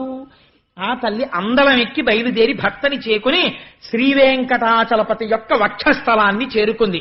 అందుకే ఆనాటి నుంచి ఈనాటి వరకు మనం వెంకటాచలంలోకి వెళ్ళగానే ఆ గర్భాలయం లోపలికి వెళ్లి గుడి దగ్గరికి వెళ్ళగానే ఆ పంపు గొట్టంలోంచి వస్తున్న నీళ్లలో కాళ్లు గడిగేసుకుని గడప దాటి అటు ఇటు శంఖనిధి పద్మనిధికి నమస్కారం చేసి గడప దాటి కుడికాలు లోపల పెట్టి ఇలా కుడి చేతి వైపుకి పై ఎత్తి చూడగానే అయ్యవారి గడ్డానికి కొట్టుకున్న గుణపాన్ని చూసి ఒక నమస్కారం చేసుకుని 2 అడుగులు ముందుకెయ్యగానే ఆ మంటపాన్ని కట్టినటువంటి వారి యొక్క మూర్తులను చూసి ఒక్క 4 అడుగులు అలా ముందుకు నడుస్తుంటే ఆ పక్కనే రంగనాయకుల మంటపం, అక్కడే తులాభారం, అది దాటగానే రాజా తోడరముళ్ళు పితాబీబీ వాళ్ళ అమ్మగారు వాళ్ళ యొక్క విగ్రహాల్ని చూసి వాళ్ళు ఇలా నమస్కారం పెడుతూ గడ్డాలతో ఆ ఇత్తడి మూర్తులు, బ్రహ్మాండమైన ధ్వజస్తంభం, దానికి కట్టిన దర్భలు, ఈశాన్య దిక్కున ఆ క్షేత్రపాలకుని యొక్క శిల, అది దాటి ఆ పెద్ద గడప దాటి లోపలికి దిగగానే ఎదురుగుండా అద్దాల పేటికలో రంగనాయకుడు ఇలా పడుకుని ఉన్నటువంటి శ్రీరంగనాయకుడు, ఎడం పక్కకి తిరగగానే కంచిలో ఉండే వరదరాజస్వామి వారు ఇలా వరదహస్తం బట్టి ఆయన నమస్కారం చేసి ఆ తాడు పక్క నుంచి ఇలా లోపలికి వెడుతుంటే ఆ గ్రిల్లున్న మంటపం లోపలికి అడుగు పెట్టగానే ఓం నమో వెంకటేశాయ అని వినపడుతుంటే ఇలా కొంచెం ముందుకెళ్లి కుడి పక్కకి చూస్తే రెక్కలు విప్పుతున్నటువంటి గరుత్మంతుణ్ణి చూసి పెద్ద చామంతి పూలదండ, అటువైపు నుంచి ఇలా కొంచెం పక్కకి తిరిగి ఇలా మెట్లు ఎక్కగానే ఎదురుగుండా స్వామివారి యొక్క దివ్యమంగళ విగ్రహాన్ని చూస్తూ గోవిందా గోవిందా అంటూ అడుగులు వేస్తుంటే పద్మాసనస్తయౌ పద్మావతీ దేవి నిజవక్షమందు నిలుపుకొనుచు స్వామివారి యొక్క వజ్ర వైఢూర్య మణిగణ ఖచ్చితమైనటువంటి పెద్ద కిరీటం, దాని మించి ఇలా వ్రేలాడుతున్నటువంటి మలమాల, ఇలా శంఖము చక్రము, ఇలా కుడి చెయ్యి ఎడమ చెయ్యిని తీసుకెళ్లి కటిభాగమునందు నడుము మీద ఉంచి కుడి చేతిని ఇలా పెట్టి ఎవరు నా పాదములను నమ్మారో వాళ్ళకి సంసారము నడుము వరకే వస్తుందని సంకేతిస్తుంటే స్వామివారి అందమైన పాదాలు, దాని మీద బంగారు తొడుగులు, ఆ పైన పూజ చేసినటువంటి తులసిపత్రి, బలిష్టమైన కాళ్ళు, పెద్ద అంచుతో పట్టుపంచ, పాదాలకి కింద ఉన్నటువంటి మణినూపురములు, మోకాళ్ల దగ్గర ఉన్నటువంటి పెద్ద పెద్ద ఆ కంకణాల్లాంటి మంజీరములు, ఆ బలిష్టమైనటువంటి తొడలు, ఇక్కడ వ్రేలాడుతున్నటువంటి నందక ఖడ్గం, స్వామివారి మెడలో వేసుకున్నటువంటి ఆ పెద్ద మనం అందరం కూడా తెల్లవారి లేస్తే పూజిస్తుంటామే సాలగ్రామాలు, ఆ సాలగ్రామాల మాల అయ్యవారి వక్షస్థలంలో ఇటు అటు శ్రీదేవి భూదేవి పూలతో అలంకారం చేయబడి ఉంటే చక్కటి కంఠం, చిన్ని గడ్డం, దానికి అలదినటువంటి గంధం, సున్నాలా ఉన్నటువంటి చిన్ని మూతి, సంపంగి లాంటి సూది ముక్కు, ఊర్ధ్వపుండ్రాలు పెట్టుకుని స్వరూపంతో అందరి మనస్సుల్లోకి ప్రవేశించి చూసేటటువంటి కన్నులు, సన్నటి నడుము, కొద్దిగా ఇలా పక్కకి వంగినట్టుగా ఉండి దివ్యమంగళ విగ్రహంతో అనేక పుష్పమాలలతో విరాజిల్లుతున్నటువంటి స్వామి, ఆ పక్కన వేదికలు, దాని మీద కృష్ణ పరమాత్మ, రామచంద్రమూర్తి, సీతమ్మ తల్లి, ఉగ్ర శ్రీనివాసుడు, ఆ ఉత్సవానికి వచ్చేటటువంటి మలయప్ప స్వామి, శ్రీదేవి, భూదేవి, అక్కడే ఉయ్యాల మంటపం, స్వామివారు ఊయల ఊగేటటువంటి ఊయల, ఇవన్నీ చూస్తూ కులశేఖర ఆళ్వార్ పడిదాకా వెళ్ళి ఆ పద్మపీఠం మీద ఉన్నటువంటి స్వామివారి పాదాల దగ్గర నుంచి ఆ పట్టుపంచె, మోకాళ్ళు, తొడలు, పట్టుపంచ, ఆ సాలగ్రామాల మాల, నాభి, సన్నటి నడుము, విశాలమైన వక్షస్థలం, శ్రీదేవి, భూదేవి, బలిష్టమైన భుజాలు, ఏనుగు తొండాల్లాంటి చేతులు, ఆ 4 చేతులు, శంఖం, చక్రం, కంఠం, ఆ పెద్ద కిరీటం, నేత్రాలు, దాని మించి వనమాల, వెంకటేశ్వరుణ్ణి చూసి మా అమ్మతో కలిసిన స్వామి నీకు నమస్కారం అని నమస్కరించి మనం బయటకు వస్తాం. జత ఆనాటి నుంచి ఈనాటి వరకు దయాళువై అమ్మతో కలిసి సాధురక్షణమును సలుపుచున్నారు. అరుగని మంగళ సూత్రము, చెరగని కుంకుమ, పసుపు, చెదరని సిరులు, తరగని సుఖముల సంగును, హరిసతీ పాట విన్న అబలలకెప్పుడు. ఈ పాట ఏ తల్లి వింటోందో, ఏ ఇంట్లో పాడుతున్నారో వాళ్ళకి చెక్కు చెదరని పసుపు కుంకుమలు, సౌభాగ్యము కటాక్షించబడతాయి. మీరందరూ ఇళ్లల్లో పాడుకోండి. లక్ష్మీదేవి యొక్క అనుగ్రహాన్ని పొంది, నారాయణ అనుగ్రహాన్ని పొంది, అద్భుతమైనటువంటి ఐశ్వర్యంతో, ఐదోతనంతో, సంతాన సౌభాగ్యాలతో మనందరం అమ్మ అయ్యల కటాక్షంతో విలసిల్లాలని కోరుకుంటూ, రేపటి రోజు ఇవాళ కళ్యాణమూర్తులై పొంగిపోతుంటారు. స్వామి ఎక్కడో ఉండడు, ఇదంతటా ఆవరించి పొంగిపోతుంటారు లక్ష్మీనారాయణులు. నా పిల్లలు ఎంత ఆనందంగా వింటున్నారో నా కళ్యాణ ఘట్టాన్నని. రేపటి రోజున పరమ సంతోషంగా మీ అందరూ లక్ష్మీ స్వరూపాలు 1400 నీరాజనాలు పైకి లేస్తుంటే, మా సుబ్రహ్మణ్య శర్మ గారు నీరాజన మంత్రం చెప్తే డోలు సన్నాయి మోగుతుంటే, పెద్దాడ సూర్యకుమారి గారు కూర్చుని క్షీరాబ్ధి కన్యకకు శ్రీ మహాలక్ష్మికిని నీరజానయమునకు నీరాజనం అని పాట పాడుతుంటే, దుర్గాసూక్తంతో ఫలస్థుతితో పూర్తి చేసి రేపు కన్నుల పండుగ కనకధారా స్తోత్రాన్ని అనుసంధానం చేద్దాం. అందరూ సహకరించి, మీరు సహకరించకపోతే నిర్వహించడం కష్టం, అందంగా సహకరించి ఒక అద్భుతమైన ఘట్టము జరగడానికి రేపటి రోజున సహకరించవలసినదిగా వినమ్రుడనై ప్రార్థన చేస్తూ మనం ఒక్కసారి ఆ నిన్నటి రోజున చెప్పుకున్నామే లక్ష్మీ కటాక్షం కోసం ఇంద్రుడు చేసిన స్తోత్రం, అది ఒక్కసారి ఇవాళ కూడా పలికి వెడదాం మనం. ఎందుకంటే కళ్యాణ ఘట్టం జరిగింది కాబట్టి ఆ దేవేంద్రుడు చేసిన స్తోత్రాన్ని ఒక్కసారి పలుకుదాం. నమః కమలవాసిన్యై నారాయణ్యై నమో నమః. కృష్ణప్రియాయై సతతం మహాలక్ష్మీ నమో నమః. పద్మపత్రేక్షణాయై చ పద్మాస్యాయై నమో నమః. పద్మాసనాయై పద్మిన్యై వైష్ణవ్యై చ నమో నమః. సర్వసంపత్స్వరూపిణ్యై సర్వారాధ్యాయై నమో నమః. హరిభక్తి ప్రదాత్రై చ హర్షదాత్రై నమో నమః. కృష్ణవక్షస్థితాయై చ కృష్ణేశాయై నమో నమః. చంద్రశోభాస్వరూపాయై రత్నపద్మే చ శోభనే సంపత్ స్వధిష్టాతృ దేవ్యై మహాదేవ్యై నమో నమః.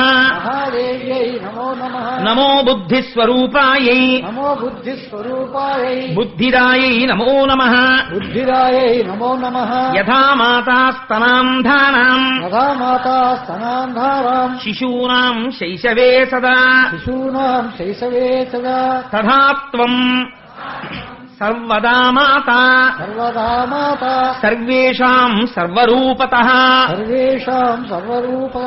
ఇవాళ మనందరం పెళ్లివారం అండి. లక్ష్మీనారాయణులు కూర్చున్నారు సంతోషంగా. స్వామినామని చెప్తే అమ్మవారి బుగ్గలు మరింత ఎర్రబడిపోతాయి.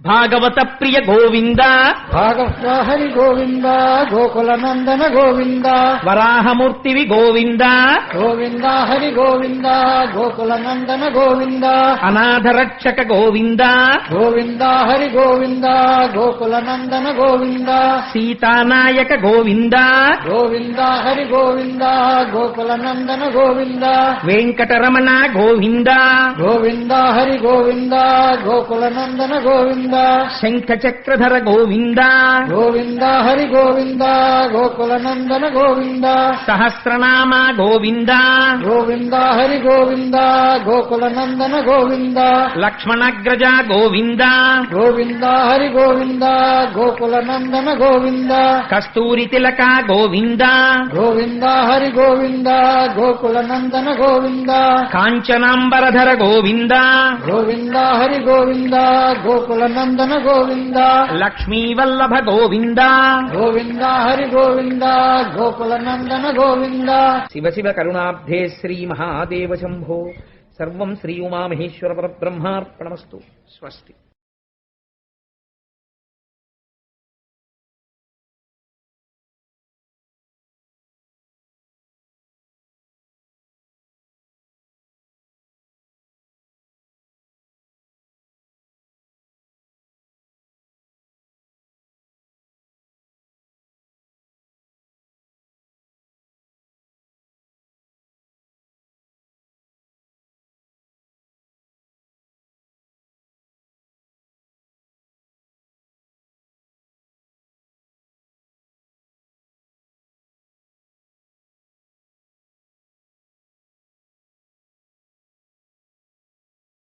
If you like this video, hit the like button.